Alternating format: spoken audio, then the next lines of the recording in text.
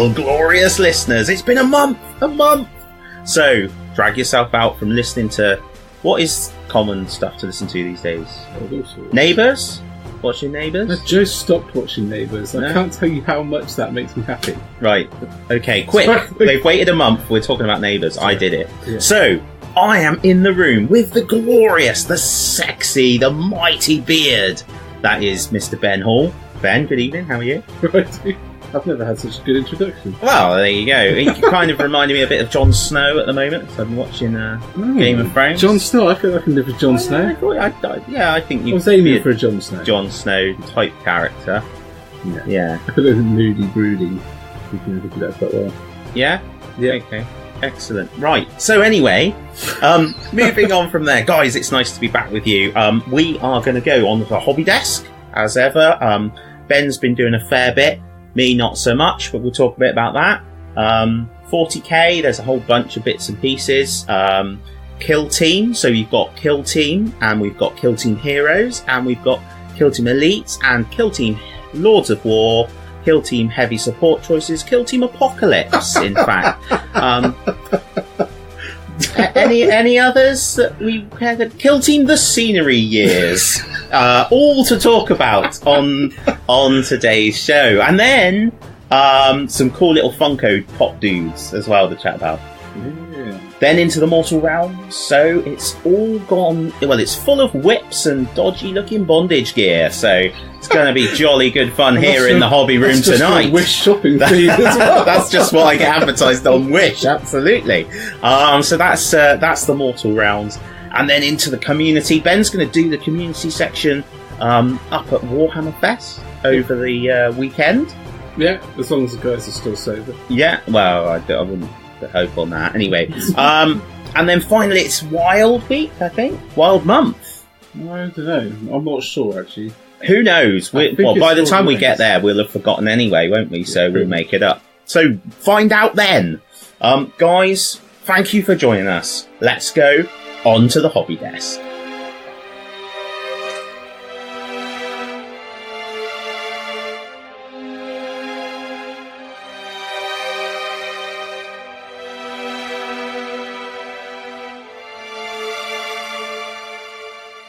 Hi guys, and welcome to episode 40-something... 43rd, episode 43's Hobby Desk. That's right, Ben, we've only just done the intro. So good. Right, what have we got to talk about? We've got a bit of a list, I've got a bit of a list. I've actually forgotten what, because it's been a month, I've lost track of what I've done. Don't you put that phone near the microphone, we have all sorts of hassle. We did. So what I'm doing is getting out Instagram to try and remember. Oh, right, okay, well that's I feel good. like goblins. Goblined out. Okay. It feels like I've just done nothing but goblins this year. I know I haven't, but it does feel like that at the moment. Right, so what have I done? What have you done? Well, that's an interesting delay, isn't it? Delaying tactic. So what have I done? Well, not a great deal. I'm still working on my Venom Crawler. It is a little further along than it was in the pictures. I've finished doing the washes now. So really, I haven't got a lot left to do on it. I'm just pulling him down. I'm just going to edge highlight the brass lightly in some key areas with Vallejo Silver. He will get slightly less shiny because I gloss varnished him to help with the washing. Yeah, the washes. And then the base is 50% done really. I think it's a great model, and I'm quite pleased with the base as well. It's like crawling across some rocks. Yeah. And I put a few piles of skulls in, as you do. So he's coming along. I'm quite looking forward to using him as well. He's quick, which will be nice for my Khorne army. Have something a bit speedy, little bit of shooting, little bit of combat. It's got guns on the side. Yeah, he's got little guns. Yeah, they're quite good as well. Don't know what they do, but they are quite good. Excellent. I hear. So that's there we go. There's a good review of the data sheet for the Venom Crawler. It's a lot smaller than I thought it was. Yeah, but that's what appealed to me when I saw it. Yeah. Because I thought it was real big, and I was like, I just can't be dealing with that. They'd look quite good in a unit. Yeah, they would, wouldn't they? There's another one there in the sprue. So you thought the same, have you? Yeah, well, no, actually, I bought him and these Exalted Possessed separately, and then I was just like, I'm just going to get Shadow War or Shadow Spear or whatever it's called. Yeah. Anyway, but yeah, so that he's coming along a bit. But I've had a bit of a hobby lull, I suppose, for a while now. Well over a month now. Well over a month. I just haven't been feeling it, if I'm honest. And we were talking about it, and I think it's just important to chat about, really, because people might be surprised because I'm like usually very excited and like, wow. But my personality is very hot, cold anyway. I tend to be like, yeah, I'm doing that, and now I'm doing this. And currently I'm building a railway track around my garden, which has taken up a lot of my time. But I think it's important to recognise that... How would you stop? How would you just say that sentence again? I'm building a railway track around my garden. How many people in the world build a railway track? Quite a lot, I think. It's only a little one. Like, it's not... You can't ride on it. No. But it will be, like, properly steam-powered. Love it. It's going to be ace. Yes. I'm very excited. I do like a bit of DIY, so I've been doing that. And obviously, preparing for arrival of Jolly number 2 as well. So lots of DIY. I've had to... Also, Jolly number 1 has been causing havoc, so I've had to attach the TV to the wall after that got thrown on the floor. And I've had to put padlocks or locks on the doors into the loft space after he was found in the loft space. And also put an additional catch on the back gate after he tried to escape that way out of the house. So, yeah, just typical kind of 2-year-old stuff, really, I suppose. But so that's kept me busy. But I think it's important to recognise that it is a hobby, and sometimes you might have a bit of a lull or you might feel a bit stuck. And it can be better just to back off a little bit. And I'm really lucky because I've got people like yourself to bounce off, and you've been brilliant keeping up all of the podcast awesomeness. So yeah, and I'm still a little bit there, if I'm honest. It's Warhammer Fest this weekend, and I'm kind of excited. I think I'm a little bit like I've got a lot of stuff sat behind me to do and paint, and that's kind of repressing my excitement about what's coming out new at the moment. Yeah, I feel like that. So naturally, being, slightly overwhelmed by all the stuff I've got to do, I thought I'd go out and get something else to do, to try and to re-inspire me. So talking about, what do you do then when your motivation's low? So, firstly, just back off for a bit, which is fine. And then I really like background and story. So Ben Chambers and I, congratulations to Ben, because he has put it on Facebook, so we can say, Ben the Bass has got a little miniature man, which is awesome. It is gorgeous little handsome man. Tobias Dylan Chambers, that's right. I just thought I'd pause there and get the name right. So congratulations to Ben, yeah. And he's totally got Ben's hair. Yeah. It's amazing. It's like they just lifted it off Ben. I suppose that's a relief. You wouldn't want it to have like your hair. That would be worrying.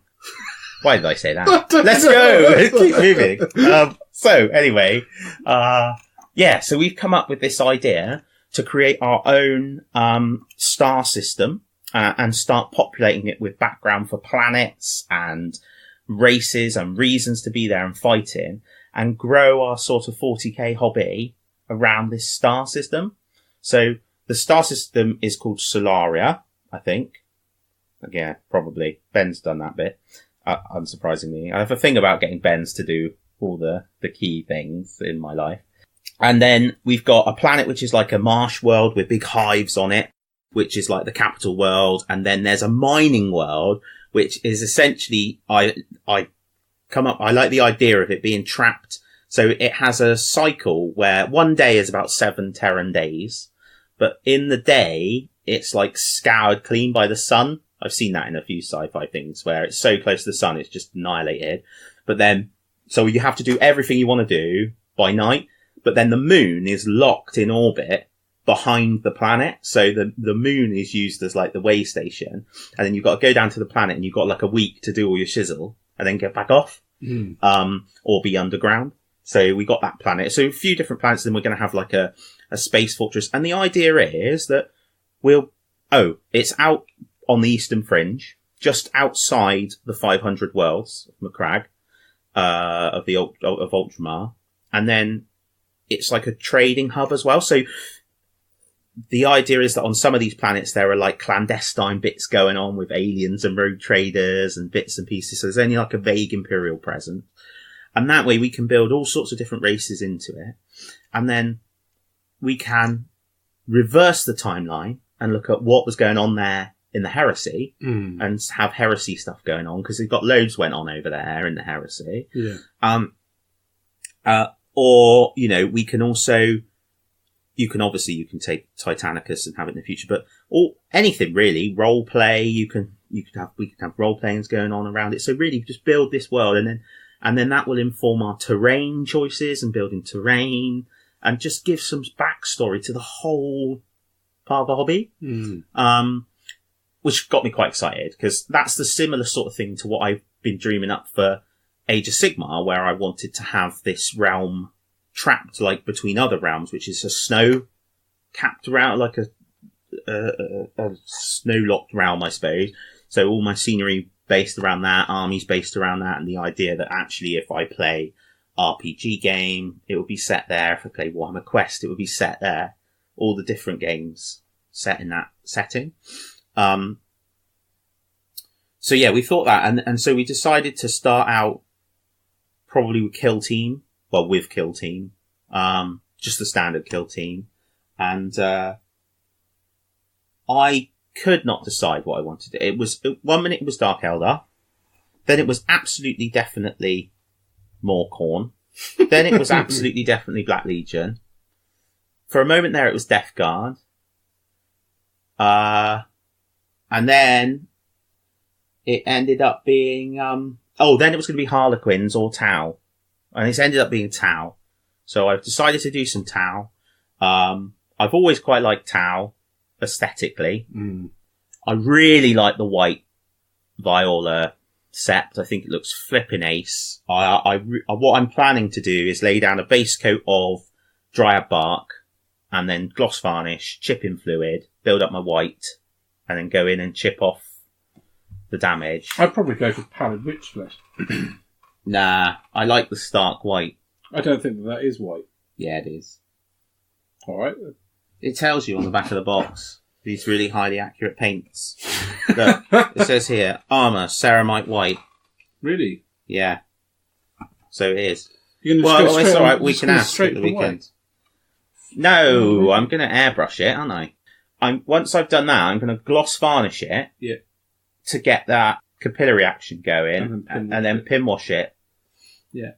It's a lush model, isn't it, the Commander? Yeah, so, doing Killteam, but I've decided to do a Commander first, even though I don't think that Commander's in the Commander's expansion, and we're not planning to use the expansion, but I just want to do something that makes me excited about them. Yeah. And the Cold Star Battlesuit, that is such an XV86 Cold Star Battlesuit. Yeah. That's just such a cool name. And it's really cool. It's really fast in the game. I was reading the codex today. I was like, oh, this is cool. So yeah, that's, I think that's about it. I don't think there's anything else. There's nothing actually finished, unfortunately, but you never know. So what about you? So you've bought some bits with you. You've bought a cool looking Space Marine. Yeah, I bought up my, I had this, I'm a bit gutted because the little goblin's broken up. I want to talk about that anyway. I brought up my Mangler Scoop and I brought up Space Marine because they're entering them both into Golden Demon. I'm not under any illusion that they're going to do very well, but I just figured that at some point in my life I'd like to have at least entered. Yeah. So I just did. The Mangler Squig, I loved it, mate. I absolutely loved it. It's such a fantastic model. There's so much going on. Did you paint the two separately, or have you painted them as one? I painted them all as one. Because it's just a nightmare. I spoke about this last time. I don't understand how people could assemble something like that after painting it and not make an absolute mess of it. So I painted it all together, and actually it wasn't too bad. If anything, the tree I put on the base got in the way more than the model did. It's the little snotling dude jumping off has just broken off, and it's something I want to talk about with the goblins. Is that there comes a point, I think, with a model when it comes to what we use them for, where you go past what their original function is, and it becomes a bit of a problem. And I know I'm probably not making a great deal of sense, but the goblins, I've had so many things break on them that I've had to repair, and I've posted pictures about the little squig with the angler thing. That came off. I don't even know when that came off. I mean, it's not like I'm throwing them around. I mean, you know what I'm like with models. It's not... I don't even know where that is. It's probably been sucked up by the Hoover by now, but that required repairing. The dude with the fishing rod, again, I mean, my finger brushed that and it snapped. It's not like...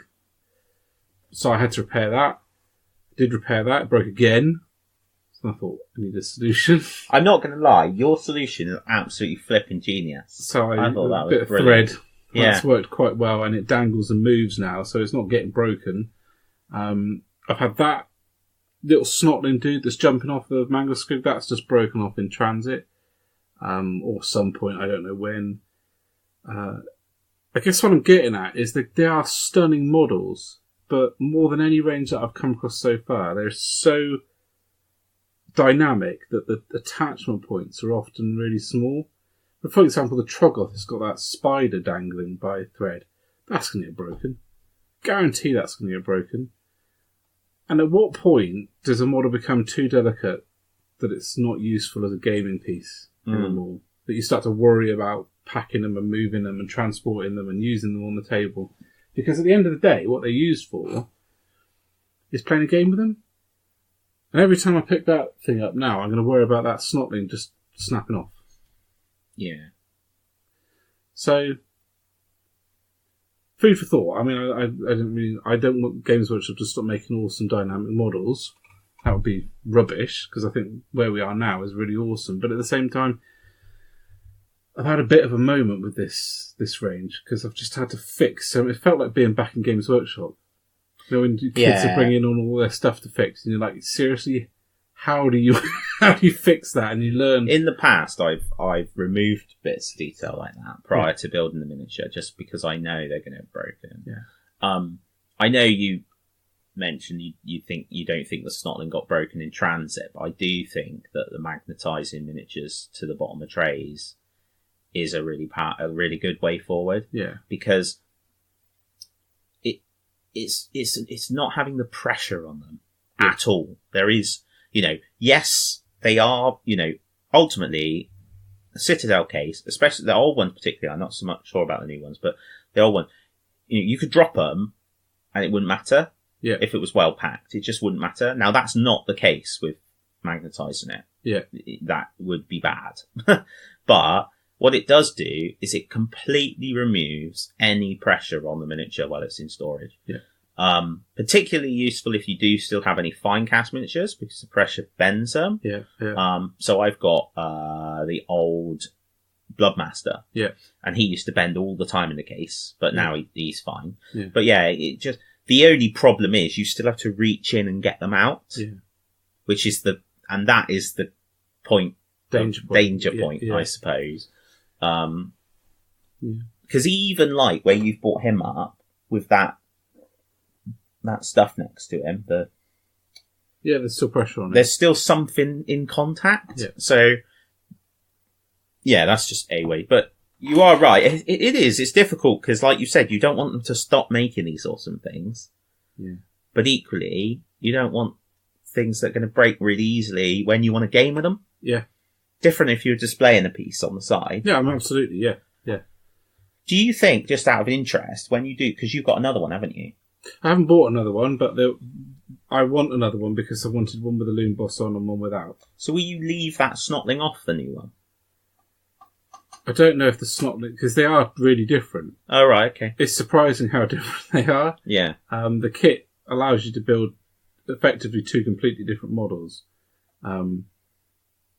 which is really cool. So I don't think... You don't know if he's on there anyway. I wouldn't put him on for the sole reason that I don't like that kind of duplication. Yeah. Across an army. He looks cool on the loon boss, and the loon boss, you want a few cool things going on, like there's a few snotlings running out of the way on the base, and I like that, but I don't know. Don't like to be honest, a jumping snotling like that, there'll be other things you could use him on. Yeah. Absolutely. Yeah. You could give him a little parachute. Yeah, absolutely. Holding like a mushroom parachute. Mushroom parachute, yeah. So that was the Manga Squig. I mean, probably the biggest thing that I did with that was was really trying to get the spittle to look spittly, especially on the end of the tongue. And in the end, I didn't like it. And it's because the spittle on the end of the tongue is actually sculpted on when I put the stuff over the top. I think it was Tom Drinkwater actually said, well, why don't you make it smaller? I thought, you know what? Yeah, why don't I make it smaller? So I had this moment where I was standing there in the morning before we went out somewhere with a pair of clippers and the Manga Squig, and I was like, okay, off it came. I was like, right, it's done now. And then as soon as I went back in the evening and put it all back on, it just looked so much better, because you weren't having that sculpted detail underneath that I painted coming through the water effect, and it just made a lot more sense. So I was much happier with that. I've really had a great deal of fun painting him. I've also done my Squig Herd. Yes, yeah. Following on with the multicoloured Squig theme, really chuffed with that. And at the same time, I did all of the other random Squigs that I had in the collection, like the stuff from Morlogs, and yeah, that lot. They are my favourite. I absolutely adored them. That little Stalag Squig. He's brilliant. Oh, absolutely fantastic. Took me all of half an hour to paint him, and he's my favourite one out of the lot because he just looks fabulous. Yeah. And the other two from Zagbags, Gits. Oh yeah, those. Which interestingly actually sort of blended themselves into the Squig Herd, which is probably pretty good indication of how good a quality the Squig Herd is as a kit. There's a lot of detail in that kit, and so much so that they break off. So the Angler Squig I was quite proud of. So I was talking to Jo about that fish that sits right in the dark and it has the little kind of light. And she was like, oh, it's not light enough to show the face, but it's sort of light enough to attract attention. And I really wanted to have a Squig that had that as like a little light. So it's sit in a cave and wait there for something like fly in and go and eat it. So I probably in my next kit, I won't replicate it. I'll use that head and probably sort of quasi-sculpt a body and use it on the dangerous terrain piece. Oh, yeah, that's a great idea. Just a tiny little thing that I can put on a piece of terrain and make so he's in his cave, so he's really with the light on. That's a great idea. Yeah, so I really enjoyed him. What else have I painted? Because it's been a fair bit. I've just been goblining it through. Oh, I painted my little splinter goblin. So there's a Noblar with an old Noblar with a cane. Oh man, he's such a cool little model. He's like this old dude. I had this idea that he'd be like a martial arts goblin. So anything comes near him, he's walloping him with his stick. So yeah, I quite enjoyed it. Again, he didn't take very long, so it was a bit of fun. And then the Loon Shrine. Oh yes. I have a sea of grey plastic on my mantelpiece at the moment, which is my goblin army, and there's this big lump of grey in the middle, and I was like, no, if I get that done, then I'll feel better about the whole thing. I feel like I've broken the back of it. So, and I sat down and was like, it's a piece of scenery. Do I want to spend a lot of time on this? But no, I don't. So I sort of zenithed it with a few different colours of greys up to white. So I washed them down, all the stone, and then the first night I got all of like the stone done, and I was well chuffed. I was like, oh, it only took me 3 hours. This isn't going to take me very long at all. Then I did the mushrooms, and my face broke. 50 odd of these flaming mushrooms. And of course, because some bright spark had painted them that really bright cream bone, blended it to purple, and then somebody followed that up in the book and wrote about how these purple mushrooms are really important to the goblins. I will have to paint these. No, I really wish I hadn't. I did not want to spend that much time on it. And I ended up going, oh, that blend isn't quite right. I'm going to have to go back and do it. And in the end, I just like, no, walking away from the mushrooms. Because it just took me hours doing the mushrooms. And they can't all be the same colour because they're all different shapes. So all the different shapes are different colours. And I hate mushrooms. I know you do. They just need to be burnt and taken from the world. Oh, but I'm really chuffed with how it is. Particularly happy with like how it ties in with the rest of the army, using the moss and the greens and the red and the creams sort of works quite well. So I suppose it didn't take me too long in the end. Maybe 10 hours. But I'm quite chuffed with how it came out.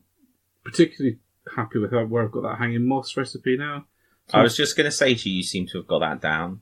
Yeah. So when I first did it on the Maw Crusher, looking back at that, it's a bit ropey, but as with everything, it's the variation and texture that makes things natural. So I've been doing things like mixing in flock with the mixture so that it dries within it.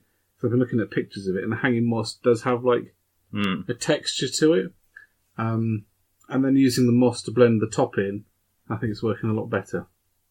A lot better. What I did find with the Loon Shrine is when it dried, it went really dark. I was a bit gutted about that. Photographed well, left it overnight, and the following morning I saw it and I was like, oh, it doesn't look very good at all. It's all gone like almost like real dark angel green dark. What, the moss? Yeah. Right, yeah.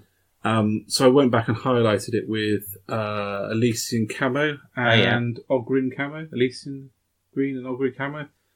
Much better. Do you paint the moss then? Normally? Yeah, in a sort of way. So it goes on. It's obviously its own green colours. I'm using Wooden Scenics, various different colours. I can't tell you which ones off the top of my head.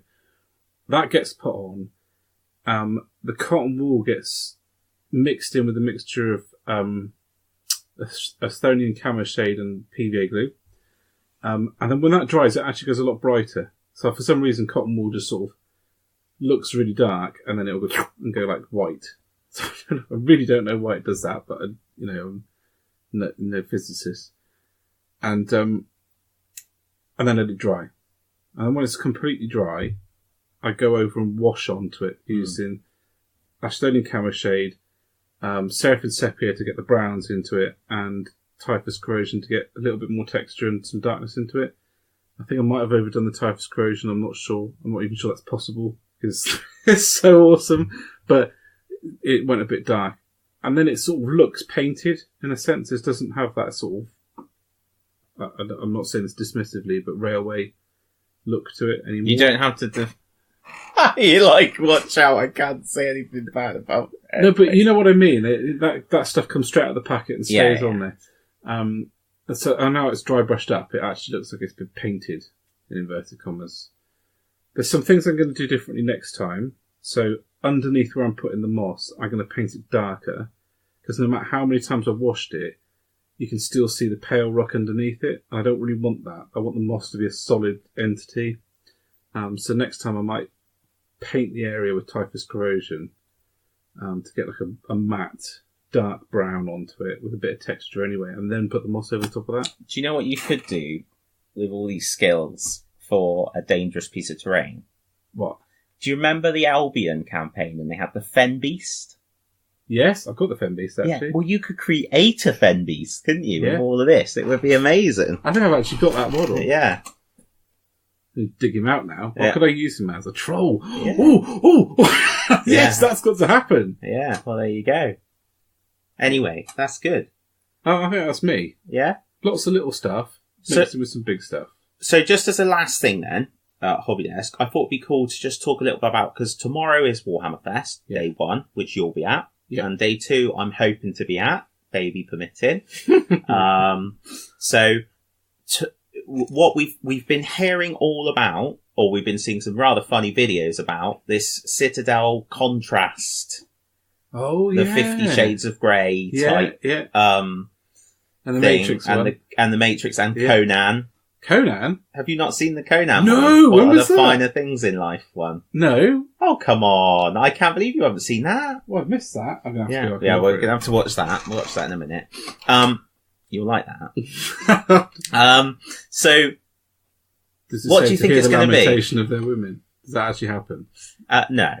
Oh, Christian. Yeah. So it's to paint your armies and some. I can't remember. But anyway, we'll watch that in a minute. But I just thought it'd be cool to talk about what do you think it's going to be? I think it's going to be. I don't think it's going to be an airbrush. I think it's going to be a product. I think it's going to be a little bit like a solution that goes on and punches the contrast a bit. some form of light activated thing. Well, I don't know. It would be stupid to guess the science behind it, but some kind of a simple product, because that's what it looks like, that anyone can use, that's going to provide you with an excellent result. That may be a bit stylized. It's probably what I'm worried about most, is that we're going to end up with like a Games Workshop style that is based on this contrast thing. But it could be a new range of washes, which would be quite fun. But the wash that I quite like their wash system at the moment. I like the fact they've got the gloss and the matte, and there's loads of different colours in there. 3 colours of green. They need a 3rd colour of brown, I think. So something more like Typhus Corrosion brown without all the bits in. Talking about brown, they need a brown spray paint. Yes, it's just silly. Yeah. That's what I think it's going to be. Maybe even like a clear solution. That would be quite cool. Like a varnishing system. Yeah. Well, so what do you think it's going to be? Because you were convinced it was going to be an airbrush for weeks. Yeah, but I don't know. See, you could apply contrast to an airbrush. So an airbrush can be used to do excellent stuff with contrast. And it can speed up painting as well, if you choose to use it in that manner. But it's certainly not an easy... They're not bad once you... But it's a whole new thing, and quite a costly one as well. Yeah, because it's not just the airbrush. No. So it's totally... So I think you're probably closer to the mark, which essentially sounds very, very similar to the Army Painter dip system, because that's a varnish. Like I've literally, before Army Painter came out, people would do that with like furniture varnish, and that's what it is, but branded. So whether it's going to be something along those lines, because the theory behind that is you base coat your miniatures and just dip them, and then matte varnish them to take the shine off. Yeah. And the truth is, whatever you think of the process, some of the results are really cool. As an Army Painter system, I actually think it's one of the best out there. Yeah, so it's a bit brown sometimes, but it's just what it is. So probably something like that. But it is a big claim to like say it's going to revolutionise painting, and this is the end of all your unpainted miniatures, because I've got a lot of unpainted miniatures. Yeah. I challenge. And my experience has been, and I've spoken a lot about my attempts to find shortcuts, but ultimately you still need to sit down and pick up the brush. Yeah. Because I don't think, and I could be wrong actually, and I'd be happy to take feedback on this, but I think the bigger barrier to people getting armies done as a whole, if you took a cross-section of people, I think it's motivation over time. I think people have got more time to paint than they maybe realise, but they don't use it because they aren't motivated to do so. You know, you think of all the times you're sat just on the phone flicking. I don't know what you mean. But you still get loads of paint. But we were discussing this before we came on. So I usually go to bed at 9 o'clock. Yeah. Because I work early in the morning. You go to bed at 1 in the morning, so you've got this big window. Yeah. But doesn't do me any good though. No, but I've got the time. I said to you, it's not that I haven't got the time. I just haven't had the motivation to do it. I think the biggest barrier, in my opinion, to painting models, and it goes hand in hand with what you're saying, is the base coat. Because it's dull, it's very simplistic. You're not getting great results. It looks a bit crap as you're doing it because it's just a flat colour. And it takes ages, and you can't mess it up, because if you don't get it all over the place, you know, you've got to keep it nice and neat, you've got to make sure it's in the right place, you can't miss any parts of the model. And it is, I think, the most time consuming part. And I think motivating yourself to do that is really hard. And I think any part of a system which really wants to break that is the end to unpainted models, needs to break the base coating phase. Because actually, once I've base coated the model and washed it, I'm on a home straight from that point. I'm flying, because I'm highlighting up and I'm like, oh, that's looking great, and this is looking good, and that's cool, and things start to come alive, and I'm driven forward because I want to see what the next bit looks like. But when I'm doing the base coat, I'm like, whoa. So I think that this product is going to be aimed at the end bit, the bit that I enjoy. So once it's base coated, and I think the answer to getting all your models painted is to hire someone to base coat them. Yeah. So being honest, because if I just had all my models base coated and I could do all the rest, I'd be happy with that. Mm. Maybe that's what this is. Maybe Contrast is actually the new name for the Citadel painting team, where you can send your models off and get them painted by. Maybe it's an artificial intelligence. Anyway, so that's quite a lengthy hobby desk. But I think we have some. Yeah, we have. I think we had some good bits to talk about. So thank you for joining us. Apart from my terrible introduction, where I had no idea what was going on, but that's all right. I do that every episode, dude, for a little segment right at the start with loads of excitement. But under that excitement, no clue what's going on. So, yeah, really good to do a hobby desk after a month. I can't promise there'll be much on my hobby desk in a month's time. Something fairly major due to happen in between now and then. Yeah. The good news is, excited. I know it is exciting. I'm very excited now. Now that I've seen Ben with his little one, I'm like, oh! So, the great news is it's nearly, it's 7 minutes to midnight at the moment. So, I'm allowed another Fanta tomorrow because I'm supposed to only be drinking one a day. So I'm excited now as a buzz is on. So, yeah, I'll stop wittering. Let's move into the Galaxy of War.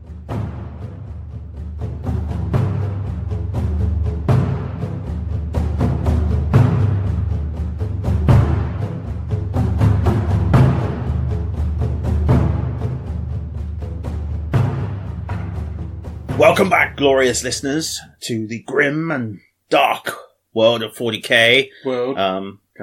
Galaxy. World of Galaxy of Worlds. Where I'm getting glared at because, Mr. Hall was none the wiser to the plans of world creation that have been discussed. So, nope. I've tried to tell him that, I was waiting to just see him in person, but he doesn't believe me. No. Can't think why. Lame. Yeah. So anyway, Grim Darkness, Far Future.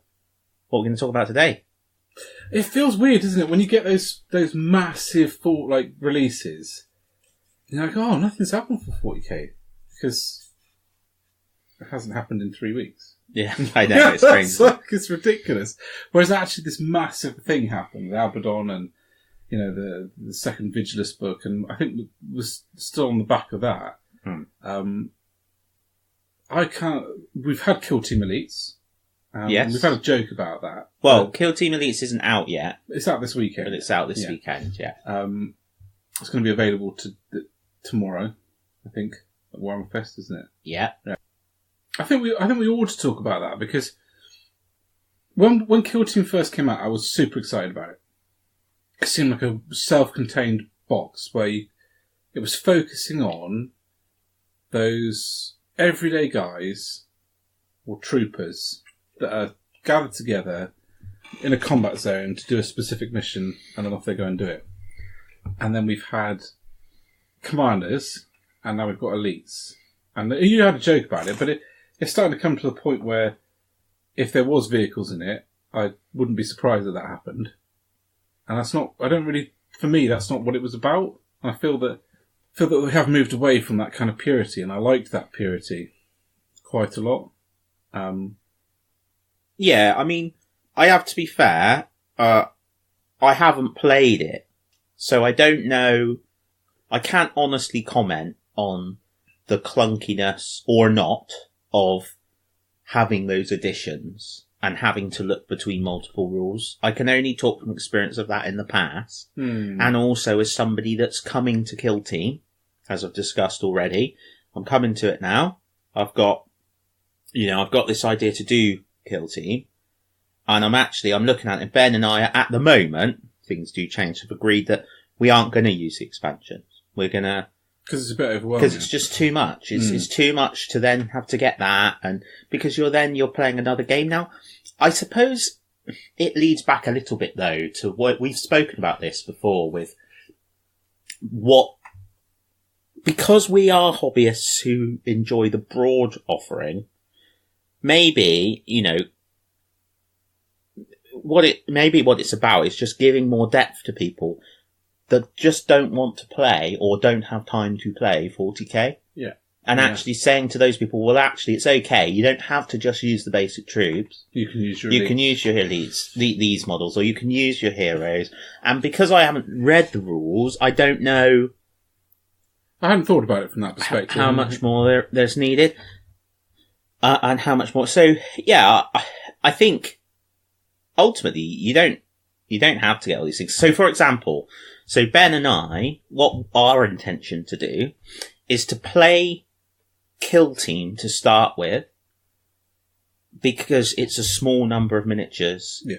And the reason we're both doing it together is because we're both having a kid. Yeah. So it will, the idea is that the fact that we're slow at getting stuff ready won't matter so much.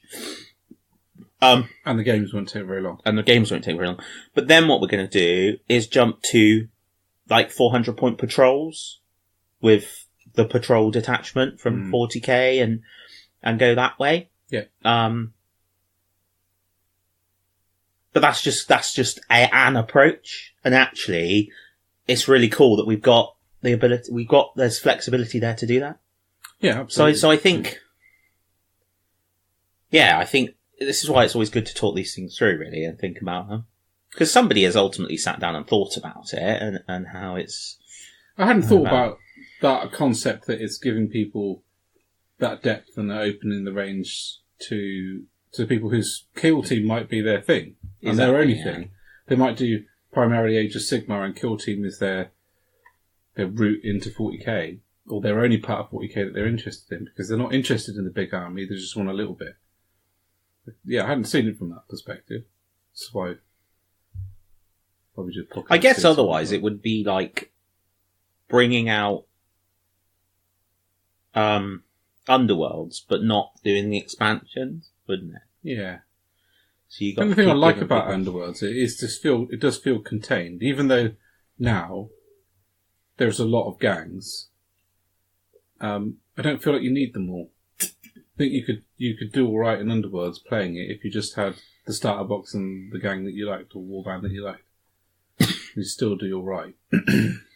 Yeah, I don't really know enough about it and the cards and to know really. But yeah, so that's Killteam and our thoughts on Killteam. We'd be interested to know actually if people have got thoughts. Let us know. Maybe we'll even go crazy and put up a post about Killteam. Thing is, what I don't like doing is putting up posts that then generate negativity. We've spoken about this before, and we're really lucky because our community seems very positive. But sometimes you put, I've seen lots of things about Killteam. The reason I've clicked onto this and had a joke about it is because I've seen lots of posts, and what you get is just, negative view, negative view, negative view, negative view, negative view. And actually, there's nothing wrong with sharing a positive view. No. So, let's go out there and be a bit novel for a change. So, don't, that's not to say, don't want to hear when people are maybe like, I don't like X because of, but like what we've just said, we've not played it, so we're not commenting from that point of view. So if you have played it and you have a negative or a positive experience, that would be cool to know. From somebody with that bit of experience, wouldn't it? Yeah, absolutely. So anyway, yeah, that's that bit. Moving on, I think the main thing we'll talk about is Forge World. Yes. Because, we've just been awesome teasers over the last couple of weeks. We're both particularly fond of the new White Scar Terminators. Yes. Really dynamic, really clean, but still clearly White Scar, with some different stuff going on. I love those kind of long, I almost want Lloyd paint, but thigh slappers, you know what I mean? Yeah. It's that sort of, almost like samurai plate, in a way. Yeah. That's what it reminded me of as soon as I saw it. Really like that. Really like them a lot, actually. And they've got the Tartarus armour, aren't they? Yeah. Yeah. That really suits the kind of dynamic Terminator quite well. Because I think the Phoenicians, the Emperor's Children Terminators, they're Tartarus as well, aren't they? I think so. They're like sort of whopping great spears. Yeah. They seem to be kind of like the more close combat-y suit, which is why I'm leaning quite heavily towards having more of them in my Space Wolves. Which I really want to do at the second half of this year. It's to start, because it's the only system I don't have a thing for. Is to get my Space Wolf for 30k done. Yeah, it'll be interesting to. I would love. I don't know. I haven't looked at the seminars, but I suspect it's probably happening on Saturday because most of them are. But yeah. The Horus Heresy one. Yeah. Just to hear what's going on, because it just. And I was talking to Ben Chambers about this, and I was saying, like, it feels like the buzz is not the same for Heresy right now. As it used to be. Yeah. But I think don't that's know. quite a lot to do with how successful 8th edition's been. Yes. But also, it's hard to tell sometimes whether that is actually the case, or whether that's more to do with my personal hobby. So there was a point where me, Tom, and Ben were collecting 30k armies and talking about 30k all the time. And then we went to Southampton and played in a 30k event. And surprise, surprise, there was a lot of buzz for us about Heresy. Yeah. Because we were doing all those things. Yeah. Whereas now, I haven't got my Heresy army out for a long time. I do feel a little bit like dropping some of the bits and pieces, so like the certain armour marks and stuff like that has undermined it a little bit, just personally as a collector. So when you choose to do a Heresy army, you are choosing to put the collection first, really, above, and the narrative, because you are going to almost certainly spend more money on something that you could buy for less money because you're going to get it in resin. But you're doing that because you've bought in to creating something from the background. Yeah. Now, so the reason this is poignant is I would like to go and do a World Eaters army because it seems appropriate. But to do that, I really would like Mark 2 and 3 Assault Marines. But I don't believe you can get Mark 2 and 3 Assault Marines anymore. You get 3, I think, but I don't sure. They got rid of 2. For sure they did. There's no Mark 2 armour available for sale anymore. Which I think you're right. With a lot of the other stuff, if they were getting rid of the weapon upgrade kits, there was an alternative that you could use. Yes. So if you didn't like them, if they got rid of a rotary cannon, for example, there would be a different mark of rotary cannon that was available. But when they got rid of the Mark II armour in completion, I thought that was... I do think you're right, because I would love to have a unit of Wolves done in Mark II. Just one squad would be enough. But I'm actually just looking now. Yeah, so like there's Mark IV assault squads. I mean, some of the tanks are just amazing. What's that? So there's Mark V assault squad, Mark IV.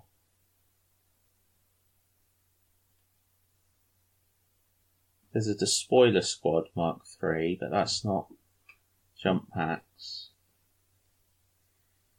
I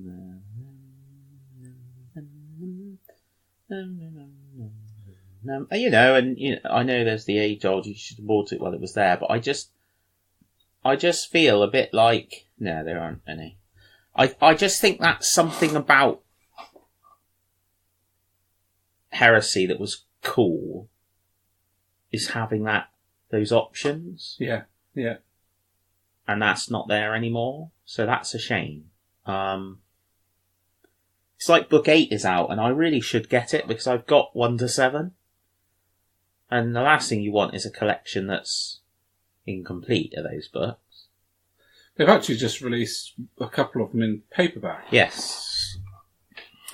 I hope they're not getting to get rid of the hardback option forever, because I couldn't stand having them in different. No. That would drive me crazy. Yeah. Absolutely crazy. So yeah, I like the White Scars Terminators. As you do. I think they're very cool. The new Knights as well. Yes. So there's a guy who looks like he's been on the roids. Massive. That big one, yeah. Oh. I don't think that's as nice as the little one. I think the little one's nicer. I think they've done a great job with the armature. Yeah. Really have. I mean, I love the armature anyway. Yeah. But it's quite hard to imagine when you look at a model. If someone put the armature in front of me and said, how could you make that better? I'd go, well, why do you need to? But now I'm like, I don't want the normal one. I want the new one. Because the new one it's really amazing. nice, isn't it? And I suppose that's why design teams get paid for what they do. I think they're fantastic. Love them. Lots of stuff coming out for Necromunda. Yeah. So this weekend we've got the Cawdor dude. Yeah. The Executioner dude. They've remodeled the head to make it look less like political activist. And more like a dude of the wrong kind, yeah. So, and again, that's another interesting thing. I mean, if you've got a miniature that offends a group of people, and you could redo it so that it doesn't offend anybody, yeah, I think why would you not?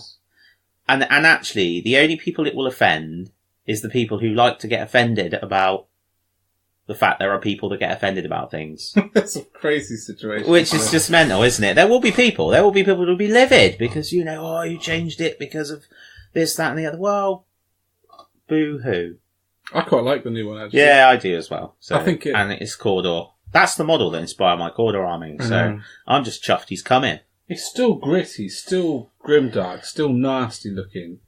Yeah. Still got that wicked candelabra around his The head. thing is, there's loads of little model railway traffic cones you can buy and stick on his head if you want. So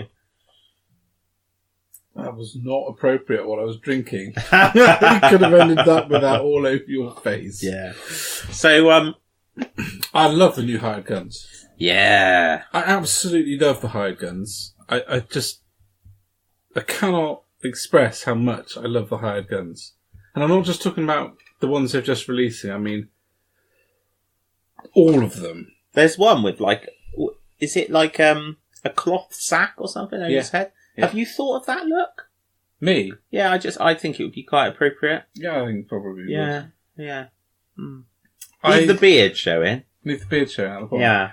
Little head hood, I'd look quite a lot like 30k Space Wolf from there. Yeah. Apart from my gut is considerably larger than a 30k Space Wolf. Where am I? Yeah, the hired guns. I love them because each one of them is a completely different character. And they're allowing them to really look at they're creating such a texture to Necromunda.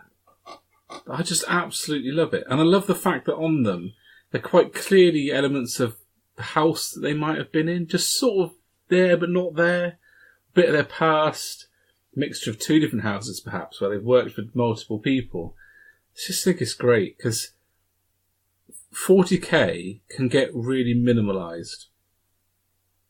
Got your army, and that's what it is. But we forget that these worlds that the Space Marines are coming into may never have seen a Space Marine. It may be like us trying to imagine what it would be like if a Viking walked in the room. When we're literally talking that kind of time.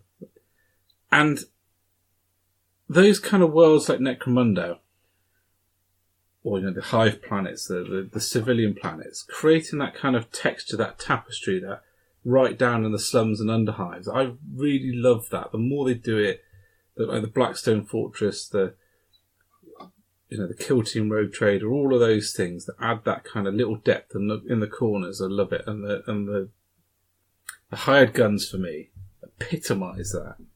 Yeah, it's good. Interesting. Have you seen the Voxcast with Mark Bedford? Not yet, no. So Mark Bedford is like my hobby hero, I suppose. Somebody who I really like. Obviously, you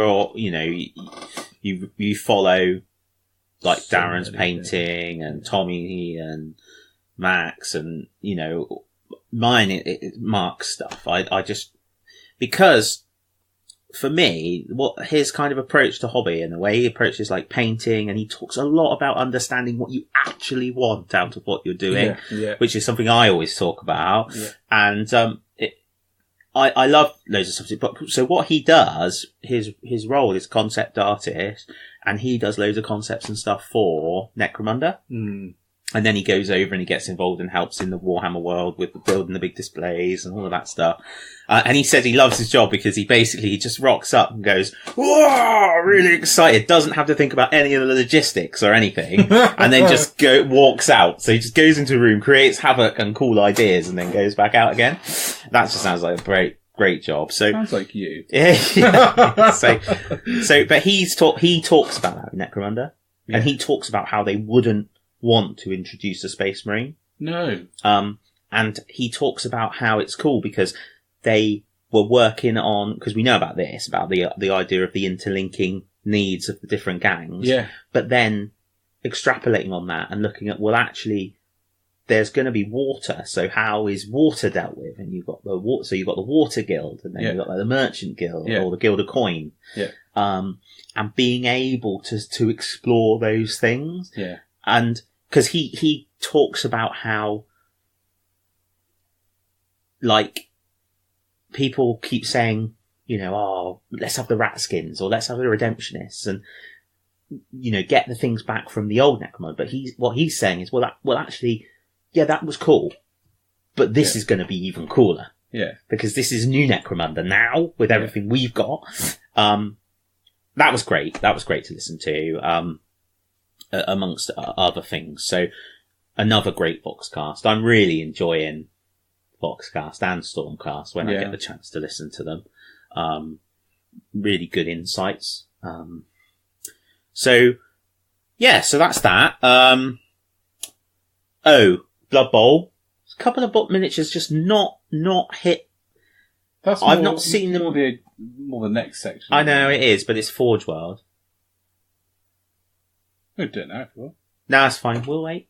Let's wait. We'll wait. We might need the content by the time we get there. So moving on from Forge World then. Yep. Oh, except for the fact that I want some Remora drone fighters. And if I go to one of those, I might get some. They're cool. And I want like two of them on like different levels on cool long poles and stuff. Yeah, great. I wonder how big they are. Oh, they're only little. Really? With the wings out. Yeah. But we just totally sort of gestured. That is podcast gold, that is. It's absolutely spot on. So, last thing that we were going to touch on was the Funko Chibi Revolution with action heroes. Bandai. Yeah. Yeah, so... I need all the Funko Pops. Yeah. So I was finishing the Space for fun, and then they re-released the new pictures again. I was like, you know what, no, I'll just go with all. Yeah. Every single one of them. So I remember when they first announced it, or first they put up like a teaser. Yeah. Right? And I messaged Ben Chambers and I said, I think this is going to be Funko Pop, so it's nice that it's something that I'm not going to want. Yeah. then they appeared and I'm like, oh, they're so cool. And then now they're doing little chibi versions of some characters, a couple of which look really freaky. But so chibi... Yeah, the Eversor is terrifying. Yeah, and the little Inquisitor with the little hat. Yeah. So they're a really good article on Warhammer community. And it even talks about the fact they aren't going to be for everybody. Like, they know that, but they will entice some people and introduce some people to the worlds, and I think that's really cool that they just put that out there, and that's why they're doing it. And it says in there that chibi is like, it means to shorten or to make smaller or something in Japanese. Yeah. And they're really big in Japanese culture. Yeah. So that's great if it's going to boost it, sales and stuff over there. But it's nice to see they're going to go worldwide with it. I like it because one of the things I liked about the Voxcast with Dan Abner is that he was allowed to talk about the other universes that he works in I say allowed. He talked about those universes, and it would have been easy for them to say, no, just talk about 40k. But he's worked on Marvel, he's worked on DC, and those are big universes, but big characters. And he was able to compare them readily to 40k. There is as much depth and background to the 40k universe as there is to the Marvel universe, cinematic or, The amount of fiction that's out there now, the amount of background, the amount of codexes that fill those gaps in, and the amount of characters, they're there. When I go into a toy shop and the Funko Pop shelf's there, I'm a little bit like, oh, I want Thor. Well, I want that dude. I think it's amazing that now the 40k universe is starting to creep into the mainstream where people who have no idea what this part of the hobby is, pointing at the piles of miniature, know what a Space Marine is. Yeah, it's great. Know that kind of silhouette. So it stops being that weird back street thing that it was when we first started 20 odd years ago, and becomes something that is easily recognisable, that is normalised, that is awesome. But people will go, oh, yeah, I know Warhammer, I know Space Marines. Not for me, but they're pretty cool. Just like people do with Thor or whatever. And I think that's brilliant. The fact that there's a Bandai action figure coming out is just so cool that I don't know what's Do you know what's going to be great? You know, like when they did Action Man, and then they did him like a Challenger tank? Yeah. Repulsor to that scale. Yeah. Just to change the scale of 40k so everyone's playing with Bandai Space Marines. Absolutely brilliant. That's genius. I know, right? A Killteam with footline Space Marines. Do you know, I wonder if there'll be anything, this is totally not connected, but I wonder if there'll be anything about Apocalypse, the new Apocalypse, this weekend. I'm hoping so. The reason that came into my head is because you talk about playing 40k at different scale, and I was thinking about Epic, and I was thinking about, I used to think it'd be really cool to play with the Epic rule set, but with 40k miniatures, and then I was thinking about Apocalypse. There's the link. Isn't there used to be a thing on the radio, tenuous link? Yeah. Anyway. Yeah, that'd be cool. Well, they did sort of put the seed down a little while back, and they haven't heard anything at all since. So I suspect it might be. While we're talking about Japanesey type stuff, Heroes 3. Yeah, it's Death Chaos. God. Oh man, that dude with the stubber thing. I was so happy. That's like a what's it, flame spurt cannon or something. Oh, that's less exciting. Yeah, but I must admit, I was really pleased that you were happy, because I was half expecting a rant about how Chaos is just getting everything, and Chaos again, and Chaos this, and it's not got enough beards, and where are the wolves, and no, bring I'm me not. my mead and my ham. I think it's important that those things that show the world what 40k is also show them what the enemy is. Because Thor, Thanos, I'm using Marvel a lot, Thanos is as big a character as those, heroes are.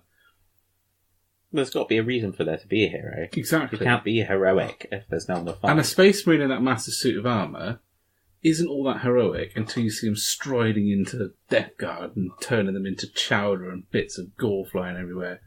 And he still looks awesome and epic at the same time. So you need the bad to make the good look better. You can hear the That's chaos. That's how it works on this podcast. That's true. That's why I come across as such a great presenter. Oh, burn! Anyway. Devastated. After that, shall we go into the mortal realms? No, I'm going to go to bed. Oh, right, okay. That's alright then. Should we go there? What, to bed? No, mortal realms. Oh, right, yeah, great. I'm going to go to bed. Cool. Right, dudes, we've had some refreshments. You make sure you grab some, and we will be back through the realm gate. Ooh. They could do a series a bit like, do you remember Stars in Their Eyes? Through the realm. through the realm gate. Through the keyhole. Oh, yeah. What's behind? Abaddon's bedroom. Nobody needs to see that. On that terrifying note.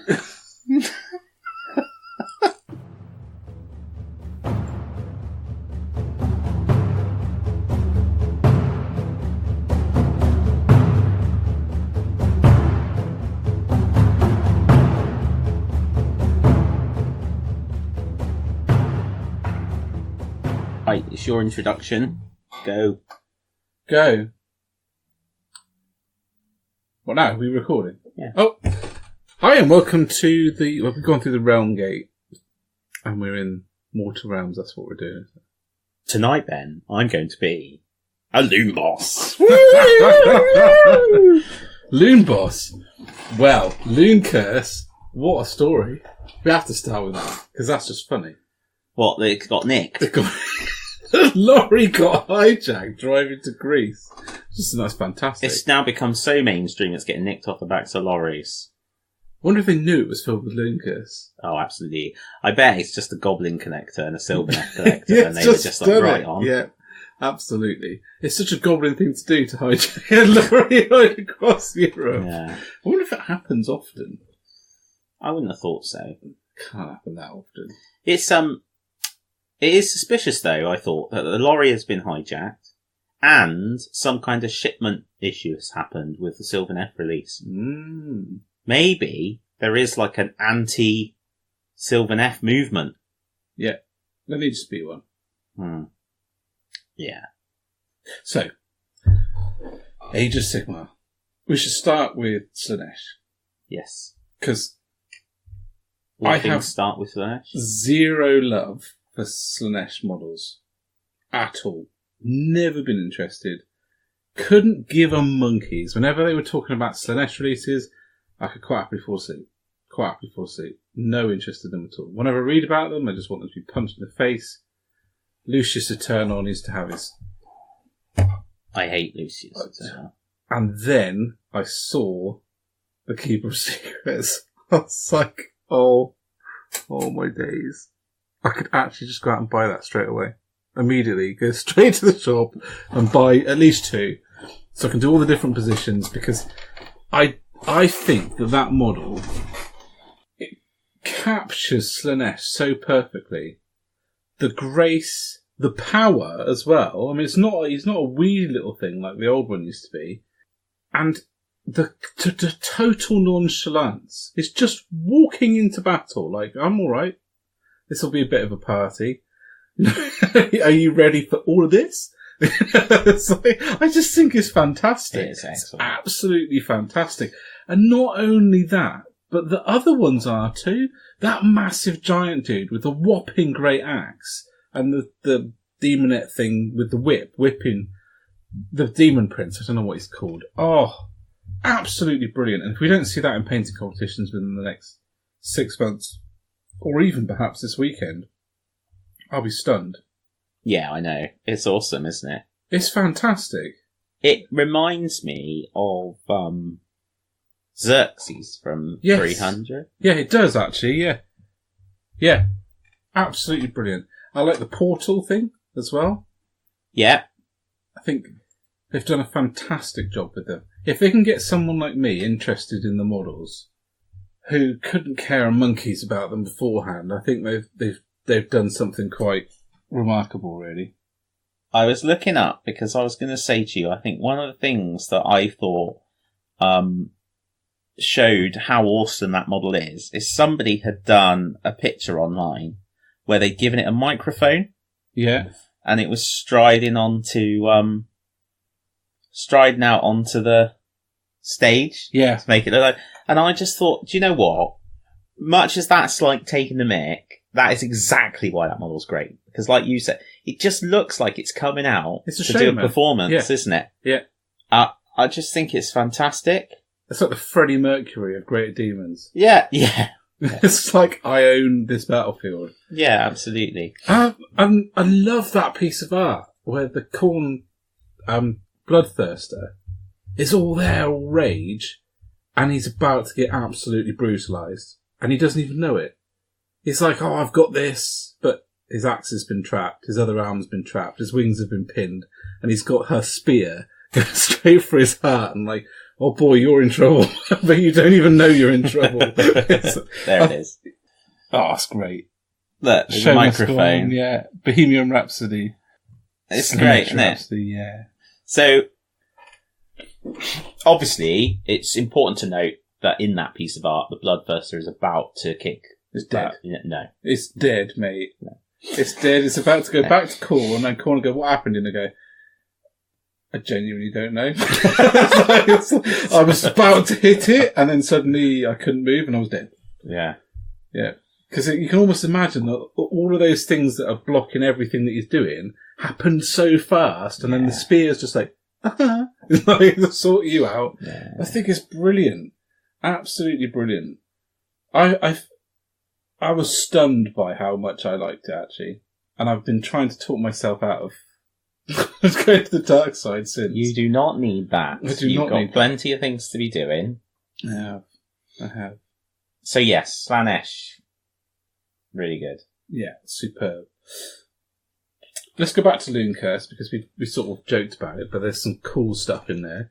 It's sold out everywhere. So clearly people are loving it. Was gutted. I was genuinely gutted that there was the loon boss on a giant squig. Having just almost finished painting my loon boss on a giant squig that I was convinced was not going to change because it had been on the website up until Loon Curse came out. But it's so much better. Oh, yeah. It's like it's fantastic. Absolutely fantastic. It's got to go in my army. Well, absolutely. Obviously. But what I think is really exciting is the Sylvaneth, because they're one of the first armies that they did, and now we're starting to see some new shizzle for them. And that Revenant Lord dude is cool, isn't it? Yes. And I like the Age of the Worm. Yeah. That's ace. That's really cool. And shows a bit bigger spite. I think that's great. It's one of the spites. I quite like how clean it is. Yes. Really simple, really clean, not a massive amount going on. You can really, as a painter, focus on those lovely clean panels and getting making it work for the kind of painting. But at the same time, it's simple enough that you could just whop it out pretty quickly. I also like the fact that you could clearly just have a Pokeball and throw it at the battlefield and be like, go! And it would come out. What? It does look a bit like a Pokemon. Oh, yeah, I see, yeah. But I love it, and don't get me wrong, I don't like it. And there's this really scary floaty tree thing. Yeah. What I'm probably most excited about is the Grove. What, Biker Grove? No, the Woodland Grove. Yes. I think they're great. I was actually slightly disappointed that they weren't like a new tree release, because they look so good. I was hoping that they would be a new tree release. Yeah. But they're not. They're like their terrain, specialist terrain, which I think is ace. I'm going to buy some anyway, because Joe can use them. Or we end up buying 2 packs, and I can have a corrupted grove with all my hanging moss and case. Yeah, that would look good. A few spiders on there that can break off. Yeah. I can't see. I'm sure I saw some more stuff on that. Oh, well. What else is there? There's a little flying beasties coming out of something on the ground for them as the third sort of spell thing. Yeah, the spells seem to be their sprites, which I quite like. Spites. Is it spites or sprites? I thought it was sprites. It might be sprites. I think you might be right. I'll let you be right on this occasion. You let me be right? Yeah. Just today. Okay. Not too regularly. Yeah. Lost my train of thought, so I was trying to look for something on the internet. What I'm quite chuffed about, and really excited to see, is we're getting almost the same pace of Age of Sigmar Army books as we were with 40k codexes now. Yeah. Well, it's going now. One a month, isn't it? Easily one a month. There they are. I knew I'd seen them somewhere. What? The pictures of the stuff. Yeah. I'm hoping we get... I was actually hoping to get a bit more of a Sylvaneth release, to be honest. More models. Do you know what that means? Iron Jaws. Yes. Yeah, there'll be a lot of excitement for them, won't there? Oh, yeah. Again, I'm on television. I'm bouncing up and down. Bouncing up and down. That's all right. It picks up that. Not the bouncing. Yeah.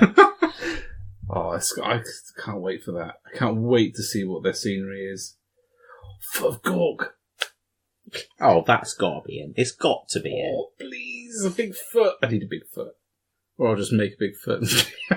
What they say about people with big feet. Yeah, small hands. Big shoes. So, want to talk a little bit about Forbidden Power. Yes. Because the scenery is in White Dwarf. Yeah. Oh my days. It's big. It's huge. I really like the two halves going together to make the round temple. Yeah. That's my favourite. I think that's really cool. I do like the Griff Hound Sphinx things. Yeah. They're quite snazzy. So you were saying just before we started about what is Forbidden Power. So yeah, I haven't really got my head around it yet. So basically, the bit I've read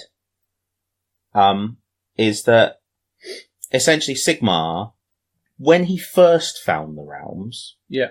So before the Pantheon, yeah, he was going around the realms, and then he would come across things or creatures and fight them because they were bad. But some he either couldn't banish entirely, or you know couldn't completely get rid of them or destroy them.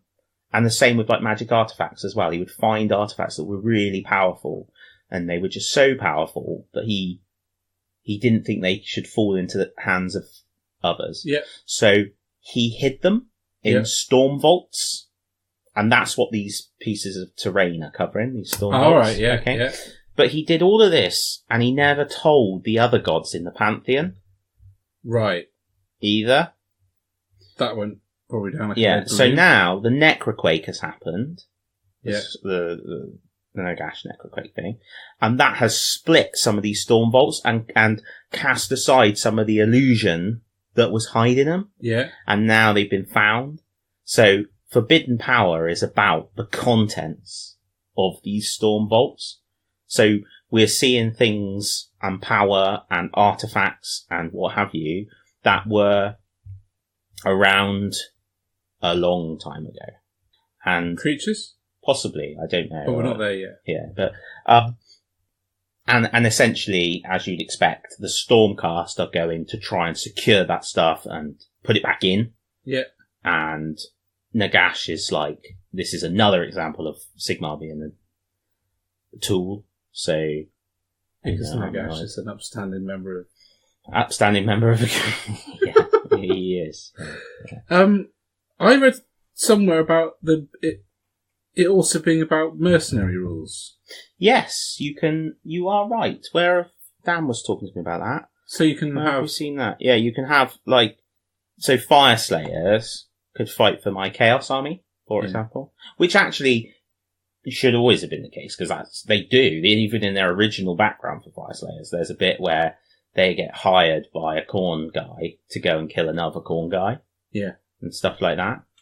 What you need to do every time Fire Slayers play the Khorne army is have that recording of Brian Bessett going, "What?" Because that shouldn't happen. But it does. Do you know, I've just realised I talked all about that motivation thing, and that's what I should have done. Just listen to that again. This is my car. It's in my over here. Oh no, you mean my copy's in your car? Yeah. Oh right, cool. You have it back? Yeah, I will. That's what you needed to do. That's what you needed. Yeah. I love that scenery. It's really great centerpiece stuff. Like, I'm so blown away by how big it is. Yeah, no, it's massive. Yeah.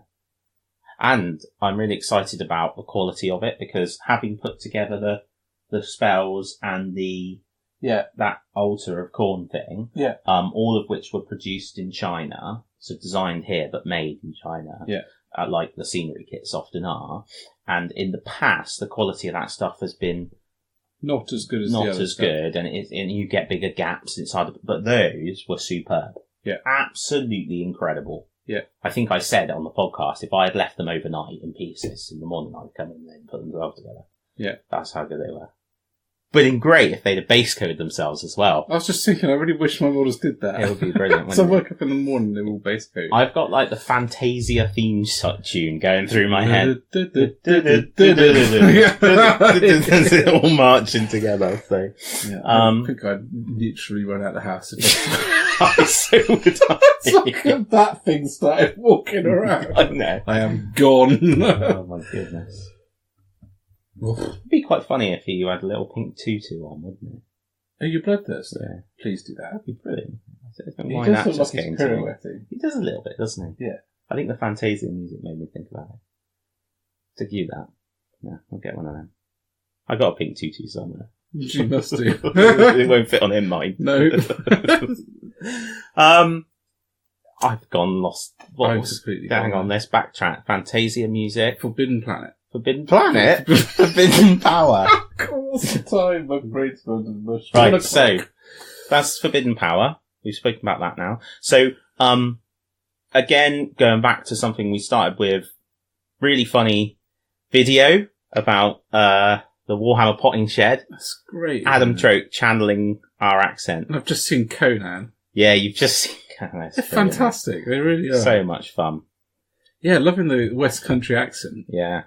All West Country people are gardeners. Yes. I can't garden for insert profanity. No, I'm not. I don't have the patience, really. I love the idea of it. I go to garden centres and I'm like, I love all these plants and stuff. Yeah, me too. But I have a bonsai in my room that has officially met its last inhalation. Are you going to build it into a piece of terrain or something? I don't know what you're talking about. Yeah, you are. If it dies, I will turn it into You should. I will. That'd be ace. Yeah, it It's was like good. a memorial. Gutted. Absolutely gutted. Mm. That's because my room is like, if you turn off the light, there's virtually no natural light in there. Because GP surgeries are built so that people can't see in the windows. So you tend to find that they're quite dark unless you turn the lights on. Right, okay. So I just don't think it's had any sunlight. And when I put it on the window, it got too cold. Oh.